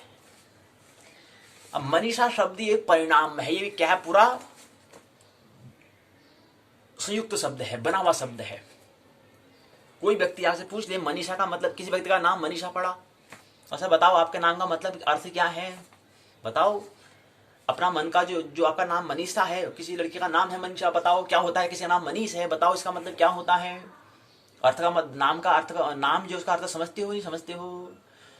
अच्छा ये भी होता है जीवन में? जी हाँ बिल्कुल होता है। बताओ इसका मतलब क्या होता है, अर्थ क्या होता है। तो मनीषा को तोड़ो, 2 किन शब्दों से इसका विग्रह करो तो बताना पड़ेगा मनस धन ईश मनीष, यानी कि मनस का ईश अर्थात स्वामी जो वो है मनीष। मनीषा मनस धन ईशा बन गया मनीषा। तो ये चीज है। अब जब मनीषा कह रहे हैं तो समझने के लिए क्या करना पड़ेगा? विग्रह करना पड़ेगा। अच्छा मनस अथा मन अथा ईशा मतलब क्या होता है, बताओ इसका अर्थ क्या होता है। तब जाके समझ में आएगा मनीषा का मतलब क्या होता है, उस नाम का अर्थ क्या होता है, तब समझ में आएगा। अर्थ समझ में नहीं आ रहा तो और नाम दो। इसी प्रकार से अगला करकंधु। करकंधु कैसे बनता है? कर्कधन अंधु से बनता है। अगला आता है ओमांग। ओमान डोच डोश्च पर रूप। विधायक विधि सूत्र ओमी आडी चात परे पर रूपम एकादेश स्यात् शिवायोम नमः। शिव एहि अर्थ दिया है शिवायोम नमः। शिवायोम नमः। शिवाय धन ओम धन नमः से बना है। आद गुण से गुण प्राप्त यहां पर हुआ है। अतिदेश सूत्र अगला सूत्र आता है अंता दिवच्च योम्य योम्य मेकादेशः सपूर्व स्यान् तवत् पर स्यादिवत् स्वेहि।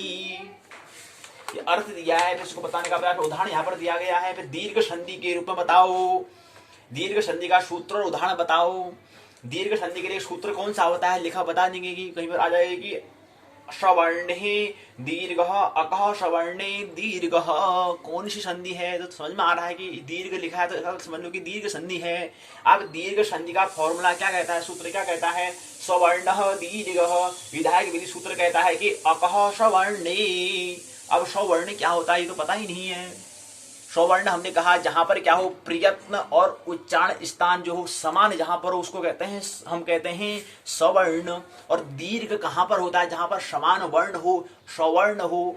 अब वर्ण मतलब होता है अक्षर, अतः जो अक्षर का उद्गम स्थान और प्रयत्न जो हो समान हो उसको कहते हैं हम सवर्ण। और सवर्ण में दीर्घ वही बनेगा। अब इसका मतलब क्या था? अघ सवर्णे दीर्घ का मतलब क्या होता है? मतलब होता है कि जो समान वर्ण जो है, जैसे अ और आ दोनों का उद्गम स्थान और प्रयत्न समान है, इसलिए आप कहते हैं कि ज्योतिषाचार्य जो कह रहे हैं ज्योतिष धन आचार्य। ज्योतिष में जो अ है और आचार्य में जो आ है दोनों क्या है? दोनों सवर्ण है।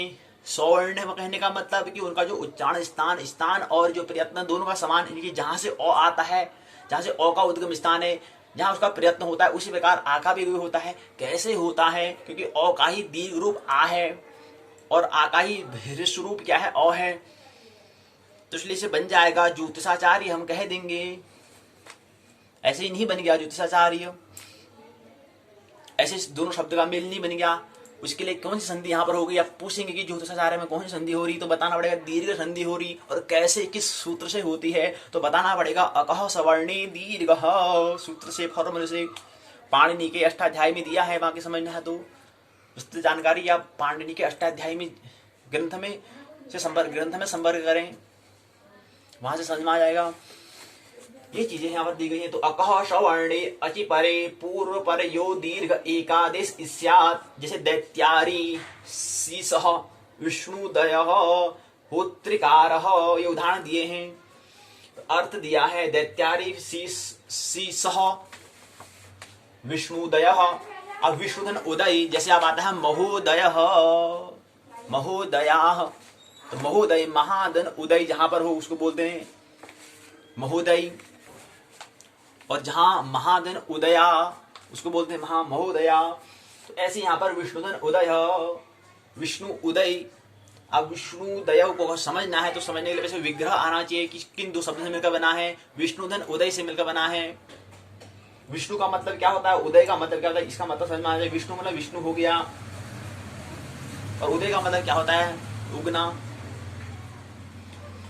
तब जाके समझ में आएगा। और भी समझना है, बातों को समझोगे। यहाँ पर इको यण ची सूत्र से एक प्रत्याहार का वर्ण है। यहाँ पर विष्णु में ऋणों में उ तथा पर में अच प्रत्याहार का वर्ण है। उदय का उकार इस सूत्र में यण प्राप्त हो था, उस यण को बात कर अख सवर्णी दीर्घ, तो यहाँ पर हो जाएगा अक प्रत्याहार से सवर्णी अच प्रत्याहार का वर्ण पर में हो तो पूर्व और पर दोनों के स्थान में पूर्ण सवर्ण दीर्घ एकादश हो जाएगा। यहाँ पर अक प्रत्याहार का वर्ण है, विष्णु में उकार, पर में सवर्णी अच प्रत्याहार का वर्ण है। उदय का उकार अथवा उ इन दोनों वर्ण के स्थान पर सवर्ण दीर्घ होकर विष्णुधन उदया हो जाएगा। कि बड़ी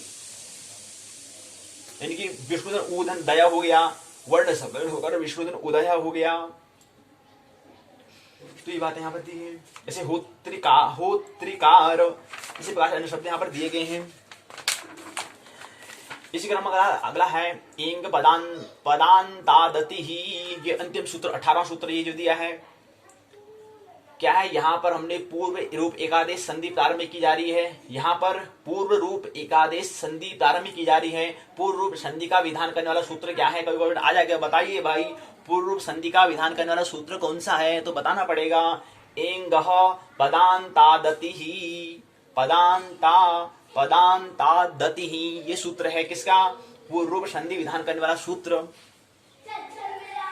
या पूछ देंगे एंगह पदांतादति कौन सा सूत्र है, कौन सा विधान करने वाला सूत्र है, तो बताना पड़ेगा पूर्व रूप संधि का विधान करने वाला सूत्र है, फॉर्मूला है। तो ये शब्द हमें इकाई में दिया है, इसका उदाहरण बताइए। हर अवह हरे हरे धन अवह, हरे हरे और दो शब्द से हरे धन अव से मिलकर बना हुआ है हर धन। अब यहाँ पर पीछे ये बना, कैसे बना इसको समझ लें। वह संबोधन एक वचन रूप का है, संबोधन होने से यहाँ पर कारण यहाँ पदांत है। यहाँ पर एचो अय आय औ आव सूत्र के द्वारा एच प्रत्याहार वर्ण एक स्थान पर अय आ जाएगा, आदेश होना चाहिए, क्योंकि ए के बाद पर में अच प्रत्याहार का वर्ण औ का आकार है। एचो अय औ आय आव सूत्र को बांध कर सूत्र लगा एंग पदांतादति, एंग पदांतादति। यह सूत्र कहता है कि पदांत एंग में ह्रस्व आकार के परे रहने पर पूर्व पर दोनों के स्थान पर पूर्व रूप एकादश होता है। यहाँ पदांत एंग है, हरे एकार पर में औ का आकार अर्थात ए धन औ, इन दोनों वर्ण के स्थान पर पूर्व रूप एकादश होता है। जैसे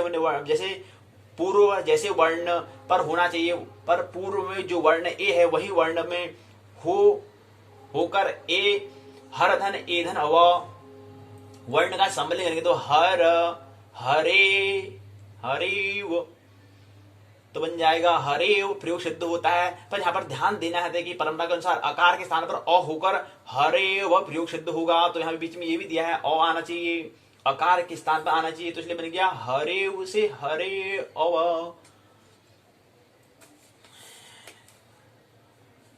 ऐसा है। इसी क्रम में अगला सूत्र दिए हैं, पूर्व संधि विधायक विग्रह करना है, विग्रह आदेश संधि। अभ्यास प्रश्न पूछे, बताओ वृद्धि संज्ञा किस सूत्र से होती है, वृद्धि संज्ञा कितने वर्ण के होते हैं, कृष्णत्वम कौन सा विग्रह है, अक्षादुहिन्याम उपसंख्यानम इति वार्तिक का उदाहरण है। इस वार्तिक का उदाहरण क्या है? सुखे न ऋतः में कौन सा समास है? प्राण्यम में कौन सा विग्रह है? क्रिया में प्रयोग क्रिया के योग में प्र आदि संज्ञा होते हैं। अवर्ण अंत उपसर्ग से ऋकार आदि धातु परे हो तो पूर्व पर के स्थान में क्या होता है? टी नामक अर्थात संज्ञा के सूत्र में होती है। मनीषा का विग्रह करो, मन धन ईसा बन गया मनीषा। अवर्ण में ओम अर्थात आंग, पर में हो तो पूर्व पर दोनों के स्थान में क्या आदेश होता है? बताइए। अगला आता है अकह प्रत्याहार से सवर्णी अच पर में हो तो पूर्व पर दोनों के स्थान में आदेश होता है। दैत्यारी के सूत्र का उदाहरण है, बताइए। कौन सा सूत्र, कौन सी संधि इसमें होती है? दैत्यारी का विग्रह क्या होगा? दैत्य धन अरि। दैत्यारी किसे बोलते हैं हम? विष्णु को बोलते हैं। लेकिन अरि मन होता है शत्रु, दैत्यों का शत्रु जो है उसको बोलते हैं विष्णु। तो विष्णु का नाम दैत्यारी भी रखा पड़ा है। तो दैत्यारी को समझने के लिए हमें क्या करना पड़ेगा? शब्द को, उसका अर्थ को, उसको मर्म अर्थ का मर्म समझ में, मर्म आना चाहिए समझ में। तो दैत्यारी, दैत्य धन अरि, अरि मन होता है शत्रु, और अरि संस्कृत शब्द में शत्रु, हिंदी भाषा में शत्रु मित्र। दैत्यों का जो शत्रु है कौन है? ऐसे दैत्यारी नाम से संबोधन करते हैं विष्णु को। तो दैत्यारी तो विग्रह कैसे क्या होगा? बताइए। दैत्याधन अरि बन जाएगा। पूर्व एकादेश के सूत्र में होता है। इसी क्रम में 16, 17, 18, 19, 20, 21, 22, 23, 24 सूत्र, 24 सवाल दिए गए हैं। आइए। उपे धते में कौन सी संधि होती है समझे इसको। बहुविकल्पी प्रश्न दिए गए हैं। सुखार्थ में कौन सी संधि होती है? उपसर्ग कितने प्रकार के होते हैं? 22 होते हैं। उपसर्ग 22 होते हैं, ख्याल रहे, 32 नहीं, 22 उपसर्ग 22 होते हैं। उपसर्ग 18 नहीं 22 होते हैं। भूवादयो धातु सूत्र कौन सी होती है? एंग पर रूपम सूत्र से होता है। एंग पर रूपम सूत्र का उदाहरण है शकन ध्वा दिशु पर रूपम वाच्यम। इस वार्ते का उदाहरण है। इस वार्ते का उदाहरण कौन सा है? बताइए। दैत्यारी में संधि हुई है, कौन सी हुई है? अकाश वर्णे दीर्घ का उदाहरण बताइए, कौन सा है? एंग पदांतादति सूत्र का उदाहरण बताइए। फिर सारांश से बातें यहाँ पर दी है हमने। यहाँ पर वृद्धि संधि, पर रूप संधि, दीर्घ संधि, पूर्व रूप संधि के विषय में को हमने समझने का प्रयास इस इकाई में किया। आप कभी कोई प्रश्न पूछ ले जाएंगे कि इस इकाई में आपने क्या समझा, तो कहना पड़ेगा कम से कम नाम तो आ जाना चाहिए कि कोई संधि के बारे में हमने समझा। संधि में कौन सी संधि? वृद्धि संधि को समझा, पर रूप संधि को समझा, दीर्घ संधि को समझा, पूर्व रूप संधि को समझा। अब पूर्व रूप संधि क्या होती है, दीर्घ रूप संधि क्या होती है, पर रूप संधि क्या होती है, वृद्धि संधि क्या होती है? पहले नाम तो पता हो तब जाके काम के बारे में पता होगा। पहले नाम तो पता कर लो, नाम क्या है। 4 संधि को समझा, वृद्धि संधि, पर रूप संधि, दीर्घ संधि, पूर्व संधि को, 4 संधि को हमने यहाँ पर भली भांति समझने का प्रयास हमने इस इकाई में किया। और हमने कहा कि उपसर्ग 22 होते हैं, 22 होते हैं। इसके विषय में हमने यहाँ पर समझने का प्रयास किया। और क्या हमने समझा इकाई में? और हमने ये भी समझा कि भूवादयो धातु, इस सूत्र में धातु संज्ञा होती है। पूर्व पर के स्थान पर जो आदेश होता है उसको पूर्ववर्ती वर्ण समुदाय करके अंत के समान अंत्य के समान होता है, और परवर्ती वर्ण समुदाय के लिए उसी के आदि के समान होता है। जैसे एकादेश पूर्व और पर के स्थान में होता है, एकादेश को अंत या आदि के समान मानना पड़े तो कैसे माना जाए? क्योंकि एकादेश होकर न पूर्व के समान रहा न पर के समान, अर्थात अखंड है। बलवान होने के कारण आद गुण से गुण होकर शिव एही बना। एही का जो एकार है वह आ ए के स्थान पर गुण आदेश होकर बना है। उस एकार को अंतादिवच्च सूत्र से पूर्वांत वद भाव हुआ, अर्थात एकादेश होने से पहले पूर्व का आ पर का आदि वर्ण ई था। अब हम उस ए को आ मानकर ओमांगोश्च सूत्र से प्ररूप करना हो तो ए को आ भी मान सकते हैं, मानना जा सकता है। ए को ई भी माना जा सकता है। पूर्वाश्रित कार्य करने में अंत के समान हो गया है। आधन ई में अंत में जो आ था, आ यह आंग है, उसे मानकर होने वाला पर रूप जो हो गया। पूर्व और पर के स्थान में होता है। ऐसा करने पर शिवे ही रूप बन गया। इस इकाई में हमने अन्य सूत्र को भी सीखे हुए, अन्य सूत्र के आधार भी हमने विभिन्न प्रयोगों से हमें सिद्ध करने का प्रयास इस इकाई में किया। फिर शब्द हैं, शब्द का अर्थ दिया है। जैसे दिया है कि उपेति मतलब होता है पास जाता है, उपेधते मतलब पास बढ़ता है, ऋणार्णम होता है ऋण चुकाने के लिए ऋण होता है, सुखार्थम सुख से प्राप्त होता है, मनीषा मतलब होता है वृद्धि। इसी प्रकार से 35 यहाँ पर शब्द दिए, उसके हिंदी में क्या अर्थ होता है वो बताने का प्रयास। अभ्यास प्रश्न यहाँ पर के उत्तर यहाँ पर दिए गए जो पहले पूछे गए थे। फिर इसी क्रम में संदर्भ ग्रंथ सूची ग्रंथ के माध्यम से और अच्छा तैयार कर सकते हैं। पूरे ग्रंथ तो नहीं दिया है, केवल पाठ्य पुस्तक उत्तराखंड मुक्त विश्वविद्यालय ने पाठ्यक्रम बनाया है, लेकिन इसको और अच्छा अगर आपने तैयार करना है तो यहाँ पर ग्रंथ हमने दिए हैं, उपयोगी पुस्तकें दिए हैं। और उसका प्रश्न यहाँ पर दिए गए हैं 4। दीर्घ कहाँ पर होती है, शुद्ध उदाहरण से व्याख्या कीजिए। दूसरा था उपसर्ग कितने प्रकार के होते हैं, उपसर्ग जो होते हैं 22 प्रकार के होते हैं, किन्हीं 5 उपसर्ग का उल्लेख करके उदाहरण से बताइए। तृतीय विभक्ति के वार्तिक की संख्या कीजिए, तृतीय व्यक्ति के वार्तिक की व्याख्या कीजिए। पूर्व संधि को उदाहरण से बताइए। तो 4 हमने संधि समझी थी, उसमें पूर्व संधि भी समझा था, उसका उदाहरण से हमें बताना है। तो 4 प्रश्न निबंधात्मक है, इसको लघु और दीर्घ दोनों हमें तैयार करने हैं। ये दीर्घ भी हो सकता है, लघु भी हो सकता है, दोनों प्रश्नों को हमें ध्यान रखते प्रश्न है। इसका लघु कैसे बनेगा, दीर्घ कैसे बनेगा, ये हमें ध्यान रखते हुए इस इकाई को विराम देते हैं। ध्यान रखना है और प्रश्नों को भी हमें बनाते जाना है। अब अंतिम इकाई में आइए समझें। अंतिम इकाई में हमने कहा सर्वत्र विभाषा गौ से ऋत्यक सूत्र तक समझें। इकाई की रूपरेखा प्रस्तावना उद्देश्य व्याकरण सर्वत्र विभाषा गौ से ऋत्यक तक सारांश शब्दावली उत्तर संदर्भ निबंधात्मक प्रश्न दिए गए हैं। प्रस्तावना हमने कहा कि यहाँ पर क्या समझेंगे, यहाँ पर हम दीर्घ पूर्व आदि संधि के बारे में, इनको उदाहरण के बारे में सिद्ध का अध्ययन हमने किया, पहली इकाई में कर लिया था, हमने दीर्घ पूर्व आदि संधि को उनके सूत्र उदाहरण से हमने समझने का सिद्ध करने का प्रयास हमने करा। यहाँ पर हम लौकिक और वैदिक प्रयोगों में प्रकृति भाव करने के नियम के साथ साथ सर्वादेश विधान सहित दूर से बुलाने पर परिगृह निपात आदि संज्ञाओं के संबंध सूत्रों और उनके उदाहरणों को समझने का प्रयास यहाँ पर करेंगे। अनेक अल वाला आदेश सिद्ध होकर संपूर्ण के स्थान पर होता है। स्फोटायन के मत में स्फोटायन कहते हैं कि मधु का मत कहता है कि अव्यंग आदेश होता है। अच प्रत्याहार के परे होने पर परोत और प्रकृतियों को प्रकृतिभाव हो जाता है। अश्वर्ण अच प्रत्याहार का वर्ण यदि बाद में आता है तो पदांत में एक रहने पर उसी को हृस्व हो जाता है। समास में यदि सवर्ण अच प्रत्याहार का वर्ण बाद में पदांत इक हो तो हृस्व नहीं होता है। ये बताने का प्रयास किया है। यहाँ पर हम प्रकृति भाव संधि को उनके समझने का प्रयास, उसके महत्व को समझने का प्रयास यहाँ पर करेंगे। उद्देश्य 6 दिए हैं। प्रकृति भाव संधि क्या होता है, प्रकृति भाव संधि क्या होती है, उसकी परिभाषा को समझने का प्रयास। सर्वतः विभाषो गोह की सूत्र का प्रयोग कहाँ पर होता है, इसको समझने का प्रयास हम करेंगे। तीसरा अव्यंग स्फोटायनस्य सूत्र का प्रयोग कहाँ पर होता है, इसको समझने का प्रयास। द्विवचनम प्रगृह्यम सूत्र का उपयोग कहाँ पर होता है, इसको समझने का प्रयास। निपात संज्ञा कहाँ पर होती है, इसका क्या प्रयोजन है, इसको सिद्ध करने का प्रयास। ऋत्यक सूत्र का प्रयोग कहाँ पर होता है, इसको उदाहरण उल्लेखपूर्वक करने का प्रयास यहाँ पर करेंगे। तीसरा आता है प्रकृतिभाव संधि सर्वत्र विभाषा गौ, पहला सूत्र दिया है, हमें यही समझना पड़ेगा कि ये कहाँ पर है, ये कहाँ पर है। तो देखा कि 18 सूत्र हैं, मध्य में 16 सूत्र को और हमें समझना है। तो पहला सूत्र सर्वत्र विभाषा गौ हो गया, अर्थ और उसके उदाहरण यहाँ पर दिए गए हैं। इसी क्रम में अगला आता है सर्वादेश विधान करने वाला परिभाषा सूत्र अन्य कालशित सर्वस्व सॉरी। अगला आता है अनेक काल आदेश का उदाहरण यहाँ पर दिया है। अगला आता है डी चह, ये सूत्र दिया गया है। अगला सूत्र है अव्यंग स्फोटान नस्य स्फोटायन नस्य, अगला सूत्र दिया है। अगला सूत्र आता है इसमें अव्यंग आदेश विधायक विधि सूत्र इंद्रे च। अगला सूत्र आता है प्लुत आदेश विधायक सूत्र, प्लुत आदेश करने वाला जो विधायक सूत्र है, हम यहाँ पर विधायक सूत्र को समझ रहे हैं, ख्याल रहे। दूराधुते च अगला सूत्र आता है प्रकृति भाव विधायक सूत्र क्या है, प्रकृति भाव का विधायक सूत्र है प्लुत प्रगृह्या अचि नित्यम। अगला आता है प्रगृह्या संज्ञा विधायक संज्ञा सूत्र क्या है, ईदु देद द्विवचनम प्रगृहम, उदाहरण यहाँ पर दिए गए हैं इसके। फिर इसका विग्रह संधि आदेश संधि यहाँ पर दिया गया है। इस क्रम में आता है प्रगृह्य संज्ञा विधायक संज्ञा सूत्र क्या है, परिगृही संज्ञा विधायक संज्ञा सूत्र। इसका आता है अदशोमात। इसका अगला आता है यहाँ पर एक वचन द्विवचन बहुवचन दिए गए हैं। फिर स्त्रीलिंग के बारे में नपुंसक के बारे में यहाँ पर दिया गया है।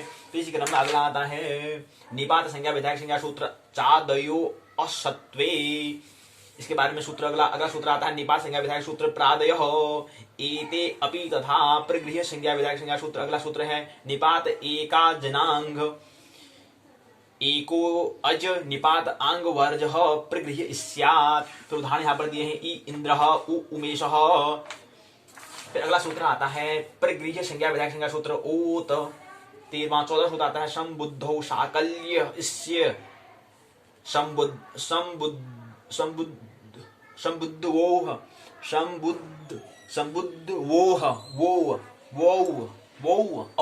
है, तो उच्चारण नहीं आएगा तो छोड़ेंगे भी नहीं। संबुद्धौ बुद्ध वो साकल्य इससे तावनारसे। ये सूत्र अगला 14-15 सूत्र अगला इसके बारे में बताने का प्रयास। उदाहरण यहाँ पर दिया है विष्णु इति, विष्णुधन इति से बना है। तो ये यहाँ पर विग्रह आदेश संधि दिया है। वकार आदेश विधायक सूत्रम मय उमो वो वाह मय परस्य उमो वो वा इष्याचति इष्यादचि। अगला आता है ईको अश्वर्णे शाकलश हिरस्वश्च। अगला आता है इसका विग्रह आदेश संधि दिया है। फिर आता है वैकल्पिक द्वित्व विधायक विधि सूत्र अचूर्हाभ्याम द्वे। विग्रह आदेश संधि यहाँ पर उदाहरण को दिए हैं। वार्तविक नो न समासे वाप्यश्चव। यहाँ पर नो लिखा है, पता नहीं क्यों लिखा है यहाँ पर 10 क्यों नहीं लिखा, नो ही क्यों लिखा। नो का क्या मतलब है? वार्तिक नो न समासे वाप्यश्चव। ऋत्यक 18 सूत्र है। वार्तिक नो न समासे वाप्यश्चव। वाप्य क्या होता है? वाप्य धन स्व वाप्यस्व। ऋत्यक। फिर उदाहरण यहाँ पर दिया है अभ्यास प्रश्न गो अग्रम की सूत्र का उदाहरण है। पर्वत किसे कहते हैं? हरि एतौ में कौन सा सूत्र लगा है? अदस शब्द के मकार में। मकार से परे इत उत की क्या होती है? चार दियो का दिव्य अर्थ न हो तो उसकी क्या होती है? आंग को छोड़कर एक मात्र की क्या होती है? ओंकार अंत वाला निपात की क्या होती है? चक्री अत्र में क्या? अत्र में यहाँ पर पदांत इक है। अश्वर्णे अच के परे होने पर पदांत इक को क्या होता है? ऋष्व विधान सामर्थ्य में कौन सी संधि होती है? चक्र अर्थ। यह किस सूत्र का उदाहरण है? गौरी धन औ में यहाँ पर इको सवर्णे में ऋष्व क्यों नहीं हुआ? अच से परे रेप और हकार और उस के रेप और ह से परे रर यर से परे यर को क्या होता है? अश्वर्ण अच परे होने पर पदांत इक को हिर्स्व नहीं होता है। कहां पर नहीं होता है? रिकार परे होने पर पदांत अक को विकल्प से क्या होता है? बहुविकल्प प्रश्न गोधन अग्रह संधि अग्रम में संधि हुई। परत और प्रतिगृह संज्ञा अच पर होने पर होता है। ईदंत उदंत द्विवचन की होती है। ब्रह्म ऋषि किस सूत्र का उदाहरण है? आत्मगुण का अक्षवर्णी का। ऋत्यक अनिचीज का किसे बताइए? ब्रह्म ऋषि जो होता है वो हमारा ऋत्यक का उदाहरण है। अगला आता है इकाई का सारांश यहाँ पर दिया गया है। सारांश में कहते हैं कि यहाँ पर हमने पढ़ने का प्रयास किया। प्रकृति भाव संधि के सूत्र हमने समझा। हमने यहाँ पर महत्वपूर्ण बात समझी कि प्रकृति भाव संधि के मुख्य सूत्र पहला समझा सर्वत्र विभाषा गौ, दूसरा परतु प्रगृह्य चिन्नित्यम, तीसरा ईदु द्वे द्विवचन प्रगृह्यम, चौथा निपात एकांजनांग, पांचवा ओत्र आदि इन 5 सूत्रों को हमने समझने का प्रयास। यहाँ पर प्रकृति भाव संधि के मुख्य सूत्रों को हमने इस इकाई में समझने का प्रयास किया। यहाँ पर और भी समझने का हमने सम्यक रूप से वर्णन किया है सूत्र का। अन्य सूत्रों का सम्यक रूप से हमने वर्णन करने का प्रयास यहाँ पर किया है। प्रकृति भाव संधि अच संधि का अंतर्गत आता है। और जो प्रकृति भाव जो हम कह रहे हैं वो प्रकृति भाव संधि जो है अच संधि के अंदर आता है। इसलिए हमने इकाई का नाम हमने यहाँ पर लिखा है अच संधि। संज्ञा अच संधि को समझ रहे हैं। इसके बाद यहाँ पर हमने पलुत और प्रगृह्यम संज्ञक शब्द होंगे, वहां पर प्रकृतिभाव संधि होती है। यहाँ पर ख्याल में रखना है पलुत और प्रगृह्यम संज्ञा जहाँ पर मतलब नाम जहाँ पर होगा, पलुत और प्रगृह्यम नाम जहाँ पर शब्द होंगे वहां पर समझना है कि ये क्या है? प्रकृतिभाव संधि है। आंग शब्द को छोड़कर मात्र एक अच वाला निपात प्रगृह्य संज्ञक होता है। इसकी पहली निपात संज्ञा होती है। निपात नाम होता है, हो चुकी है। उसमें मात्र केवल एक ही अच होता है और वह एक अच भी आंग वाला न हो तो उसकी सूत्र में प्रगृह्य संज्ञा हो जाती है। पता नहीं ही लिखा है, पता नहीं क्या करते हैं, कभी मुद्रण वाले पता नहीं बेहोशी में काम करते हैं। संज्ञा हो जाती है, ही जाती है, लिखा है हो जाती है। अनांग अर्थात आंग को छोड़कर ऐसा इसलिए कहा गया है कि आंग में ऋकार का इत संज्ञा था। लस्य लोप से लोप हो जाने के बाद आ का मात्र बचता है, उसकी निपात संज्ञा न हो सके, क्योंकि आंग को छोड़कर सभी एकाच निपात प्रत्यक्ष संज्ञा होते हैं। हिरस्व ऋकार के परे होने पर एक पदांत कह को विकल्प से हिरस्व होता है। ब्रह्मधन ऋषि से बना है। यहाँ पर आद गुण सूत्र से गुण के से प्राप्त होता है। तो हमने कहा कि ऋतक से नहीं बल्कि से आद गुण से होता है। ये प्रश्न आगे पूछा था ऊपर, बताया कि ब्रह्म ऋषि के सूत्र से होता था, आद गुण से होता है, न कि ऋतक से। ऋतक से नहीं होता है, नहीं अकह सवर्ण दीर्घ से होता है, नहीं अनुचित से होता है। किससे होता है? आद गुण से ब्रह्म ऋषि होता है। ये सूत्र, इसमें सूत्र कौन सा सूत्र का उपयोग होता है? आद गुण का होता है। यहाँ पर ही बताने का प्रयास यहाँ पर किया गया है, आद गुण से प्राप्त होता है, आद गुण सूत्र से होता है। उस गुण को बांध कर सूत्र का सूत्र लगा, ऋतक भी है। उस गुण को बांध कर सूत्र लगा, ऋतक भी सूत्र, यहाँ पर ये भी ऐसे लगा हुआ, ऋतक भी है कह रहे हैं।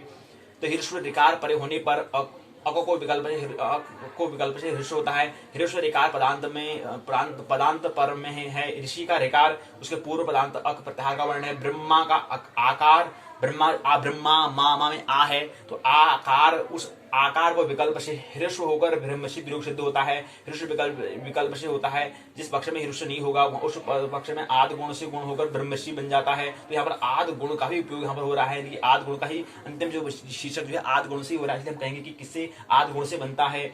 उसके बाद वर्ण का समन होकर ब्रह्मशी बन जाता है। क्या ये बात सही है कि ये चौथे का पहला ही है? इसकी जांच अगर हम कर लेते हैं तो पीछे यहाँ पर अभ्यास प्रश्न को उत्तर में दिया गया है, इनकी चौथा हमें यहाँ पर दिया गया है, इसका अभ्यास प्रश्न का उत्तर हमें दिया है इनकी चौथा का इनकी तीसरा है, विकल्प का चौथे का तीसरा है। कह रहे हैं कि भाई नहीं भाई ऋतक से होता है, यानी बहुविकल्प पहला दूसरा तीसरा चौथा, एक चौथा हमारा यहाँ पर ये है कि ऋतक से होता है, आद गुण से नहीं, ऋतक से होता है। हमने पहले ऋतक कहा था, फिर आद गुण कहा था, फिर असमंजस में दी, फिर हमने निर्णय करा, तो अंत में आद गुण नहीं होता है, ऋतक होता है। चौथे का कह रहे हैं कि गौ वाला होता है, यहाँ पर ये बता रहे हैं। फिर ये पता नहीं कैसे बता रहे हैं, ये बता रहे हैं यहाँ पर देखिए कि बहुत विकल्प पहला गौ है, खो है, कौ है, चौथा का गौ है, क्योंकि क्या है चौथा ही तो है ना। देख लो बार 1 2 3 4, तो चौथा ही है। चौथे का पहला कौ खो गौई है था, ऋतक से होता है, तो ब्रह्म ऋषि जो है वो ऋतक सूत्र से बनता है, ये हमें ख्याल रखना है। तो यहाँ पर शब्दावली दी गई है। शब्द मतलब क्या होता है? गौ का मतलब गाय होता है, गोविंद मतलब शान बड़ा बैल होता है, अमी ईसा मतलब ये दोनों को शामिल होता है, वाप चक्र अर्थ में होता है, विष्णु यहाँ है। तो फिर अभ्यास प्रश्न के उत्तर यहाँ पर पूरे दिए गए हैं। फिर संदर्भ ग्रंथ सूची दी है, इस ग्रंथ से को और अच्छा से आप तैयार कर सकते हैं, उपयोगी पुस्तक से भी आप तैयार कर सकते हैं। 4 प्रश्न पूछे हैं। एतन मुरारी प्रयोग को सूत्र से सिद्ध कीजिए, सर्वत्र भाषा गौ सूत्र की व्याख्या कीजिए, निपात संज्ञा को उदाहरण से बताइए। प्रस्तुत इकाई में यहाँ पर हमने 3 प्रयोग को सिद्ध कीजिए, प्रस्तुत इकाई के अध्ययन के आधार पर 3 प्रयोग को सिद्ध कीजिए, कोई 3 सूत्र को सिद्ध करना है।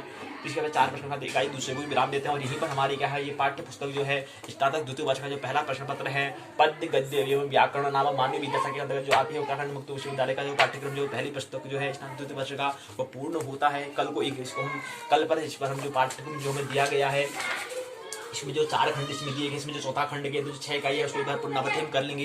लघु सिद्धांत कौमुदी संज्ञा प्रकरण असंधि, ये व्याकरण वाला भाग को हम एक बार पुनरावृत्ति कर लेंगे। उसके बाद जो पहला दूसरा खंड है इसको हम परसों की नर्सों की पाठशाला में, क्योंकि कल तो परसों को तो एक परीक्षा करेंगे, परीक्षा का आयोजन मतलब जो स्नातक द्वितीय वर्ष का जो पहला प्रश्न पत्र दूसरा प्रश्न पत्र है ज्योतिष विषय का, उसकी परीक्षा का आयोजन करेंगे परसों को और नर्सों को। हम यहाँ पर इसका 15 और 16 तारीख को हम इन दोनों 4 खंडों को 2 खंडों को एक दिन में एक दिन में और 2 खंडों को एक दिन में, लेकिन 15 और 16 फरवरी को हम ले लेंगे। सप्ताह को ये हम बात कर लेंगे।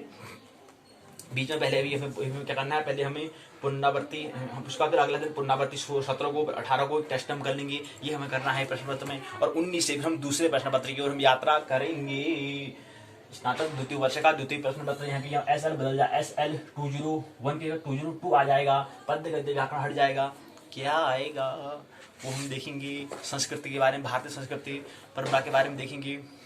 वो हमारी पुस्तक जो है कौन सी पुस्तक है, वो हमारी पुस्तक का नाम है, पुस्तक का शीर्षक दिया है कि संस्कृत साहित्य और संस्कृत साहित्य, यानी कि ये वाली पुस्तक का हम जिक्र करेंगे। संस्कृत साहित्य का इतिहास एवं भारतीय संस्कृति के बारे में ये है ना 202।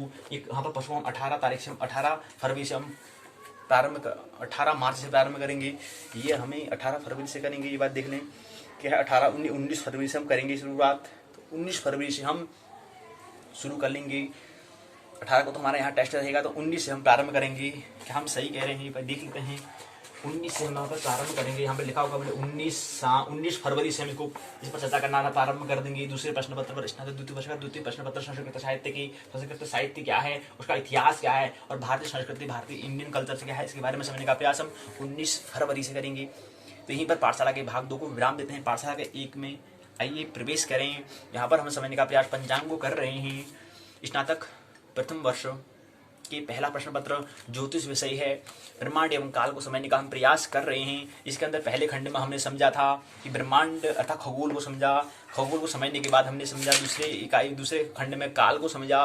खगोल के अंदर हमने 6 इकाई समझी, आकाशगंगा, निहारिका, सौर परिवार, ग्रह उपग्रह, तारा तारा, पंचसूत्र और वामन ग्रह, धूमकेतु, उल्कापिंड, ये हमने खगोल नामक पहले खंड में समझा। खगोल में होता है एस्ट्रोनॉमी को समझा। उसके बाद काल को, टाइम को हमने समझा। इसके अंदर 5 इकाई थी। पहले इकाई में त्रुटादि मुहूर्त काल, दूसरे में प्राणादि मुहूर्त काल, तीसरे में सप्ताह, पक्ष, माह, अधिमास, 6 मास को समझा। चौथे में ऋतु, ऐन, गोल, वर्ष को समझा।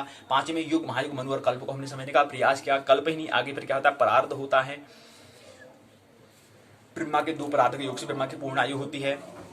तृतीय खंड में हम प्रवेश किए हैं, पंचांग को समझने का हम प्रयास यहाँ पर कर रहे हैं। पंचांग में हमने पहले तिथि, हमने कहा पंचांग 5 अंगों के योग से मिलकर बना हुआ है। मुख्यतः 5 अंगों की हम बात करते हैं। इसमें तिथि, वार, नक्षत्र, योग, करण। अच्छा, तिथि, वार, नक्षत्र, योग आगे पंचांग में है कहाँ, थोड़ा देख लें। आज यही हमें समझना है। हमने कहा ये पंचांग, ये हमें समझना है, ये पंचांग कैसे बनता है ये हमें समझ रहे हैं। एक पंचांग है ये, नक्षत्र, इनका नाम दिया है नक्षत्र, लोक, तिथि, पंचांग नाम दिया है। इसमें जो हमारा हमने कहा कि तिथि, वार, नक्षत्र, योग, करण क्या रहे, कहाँ पर हैं, ये हमने बात संवादी की कल हम बात कर रहे थे। बाकी हमने कहा संवत्सर के बारे में बताया कि संवत्सर के बारे में, गणेश संवत्सर फल क्या होता है, राजा जो होगा उसका कोई राजा बनता है, हर संवत्सर में नया राजा बनता है, एक नया मंत्री बनता है। तो एक उसका शुक्र का फल क्या होगा, बुध का फल क्या होगा, भौम क्या होगा, सूर्य, शुक्र का जो ग्रह है, जो 9 ग्रह, जो 12 ग्रह जो है, 9 ग्रह या 12 ग्रह जो है, उनका क्या फल होता है, इसको समझने का प्रयास यहाँ पर किया है। समय का आह्वान के बारे में बताया, बाकी और बातें यहाँ पर दी गई हैं। शेष बातें हमने कहा कि यहाँ पर आय व्यय देखने की विधि क्या है, कैसे आय और व्यय, इनकम और पेमेंट का जो है इसके बारे में यहाँ पर दिया गया है कि कितना आय होगा कितना व्यय होगा, इसको बताने का प्रयास यहाँ पर किया गया है। ये बात हम बाद में करेंगे, लेकिन महत्वपूर्ण बात है ग्रहणों के बारे में, शनि के बारे में, शनि की 7.5 क्या होती है, ढैया क्या होती है, इसके बारे में दिया है। ग्रहणों का विवरण क्या है, कौन से ग्रहण का ग्रहण होता है, इसके बारे में हमने समझा था कि राशिफल क्या है। मेष राशि 12 राशि होती है, मेष, वृश्चिक, मिथुन, कर्क, कन्या, तुला, वृश्चिक, धनु, मकर, कुंभ, मीन, 12 राशियाँ होती हैं। इसके बाद एक राशि में क्या है 9 चरणाक्षर होते हैं। एक चरणाक्षर जैसे बताया, चू, चे, चू, ला, ली, लू, ले, लो नाम, चू, चे, चू, ला, ली, लू, ले, लो, आ, अर्थात जो 108 चरणाक्षर कह रहे हैं, उन 108 चरणाक्षर के क्या है, सभी के नाम दिए गए हैं। जैसे हमने कर्क राशि में कहा, मेष में बताया, ऐसे कर्क में ऐसे, मेष में ऐसे, वृश्चिक में ऐसे, मिथुन में ऐसे, कर्क में दिया। कर्क में कौन से चरणाक्षर हैं, ही, हु। चरणाक्षर के नाम क्या दिया है, चरणाक्षर 9 चरणाक्षर होते हैं, तो 9 कौन से, उनके नाम क्या है, ही है, हु है, हे है, हु है, डा है, डी है, डा है, डी है, डू है, डी, डू है। ये क्या है, 9 चरणाक्षर यहाँ पर दिए गए हैं। इसी प्रकार से यहाँ पर सभी की है, सिंह की है, कन्या की है, तुला की है, वृश्चिक की है, धनु की है, मकर की है, कुंभ की है, मीन की है। फिर पंचांग का महत्व क्या होता है, पंचांग को सुनने से इसका क्या महात्म्य है, क्या इसका महत्व है जीवन में, कि पंचांग को सुनना चाहिए, उसके बारे क्या महत्व है, इसके बारे में बताने का प्रयास यहाँ पर किया गया है। कहते हैं कि तिथि, वार, नक्षत्र, योग, करण के जिसमें स्पष्ट मान दिए होते हैं उसको हम पंचांग कहते हैं। तो तिथि, वार, नक्षत्र, योग, करण कहाँ है, तो यहाँ पर पंचांग श्रवण का महत्व, पंचांग को सुनने से क्या महत्व, उसका क्या इंपोर्टेंस होता है, इसके बारे में यहाँ पर दिया गया है। फिर व्रतों के बारे में यहाँ पर दिए गए हैं। व्रत के बारे में, पूर्णिमा कब होती है, एकादशी कब होती है, संकट चतुर्थी व्रत कब होता है, इसके बारे में पूरे यहाँ पर व्रत और पर्व के बारे में यहाँ पर दिया गया है। पूर्णिमा के बारे में और कौन से यहाँ पर कौन सा जो हमारे पर्व होते हैं, उत्सव होते हैं, उसके बारे में यहाँ पर दिया गया है। पूर्णिमा के बारे में, एकादशी के बारे में, संकट चतुर्थी व्रत के बारे में यहाँ पर दिया गया है। जो नया वर्ष आएगा, जो अभी नया संवत्सर आया नहीं है, शुभ विवाह मुहूर्त यहाँ पर दिए हैं, कौन से महीने में विवाह है उसके बारे में दिया गया है। तो अगला क्रम, इसी क्रम में शुभ विवाह और अन्य मुहूर्त के बारे में यहाँ पर दिया गया है।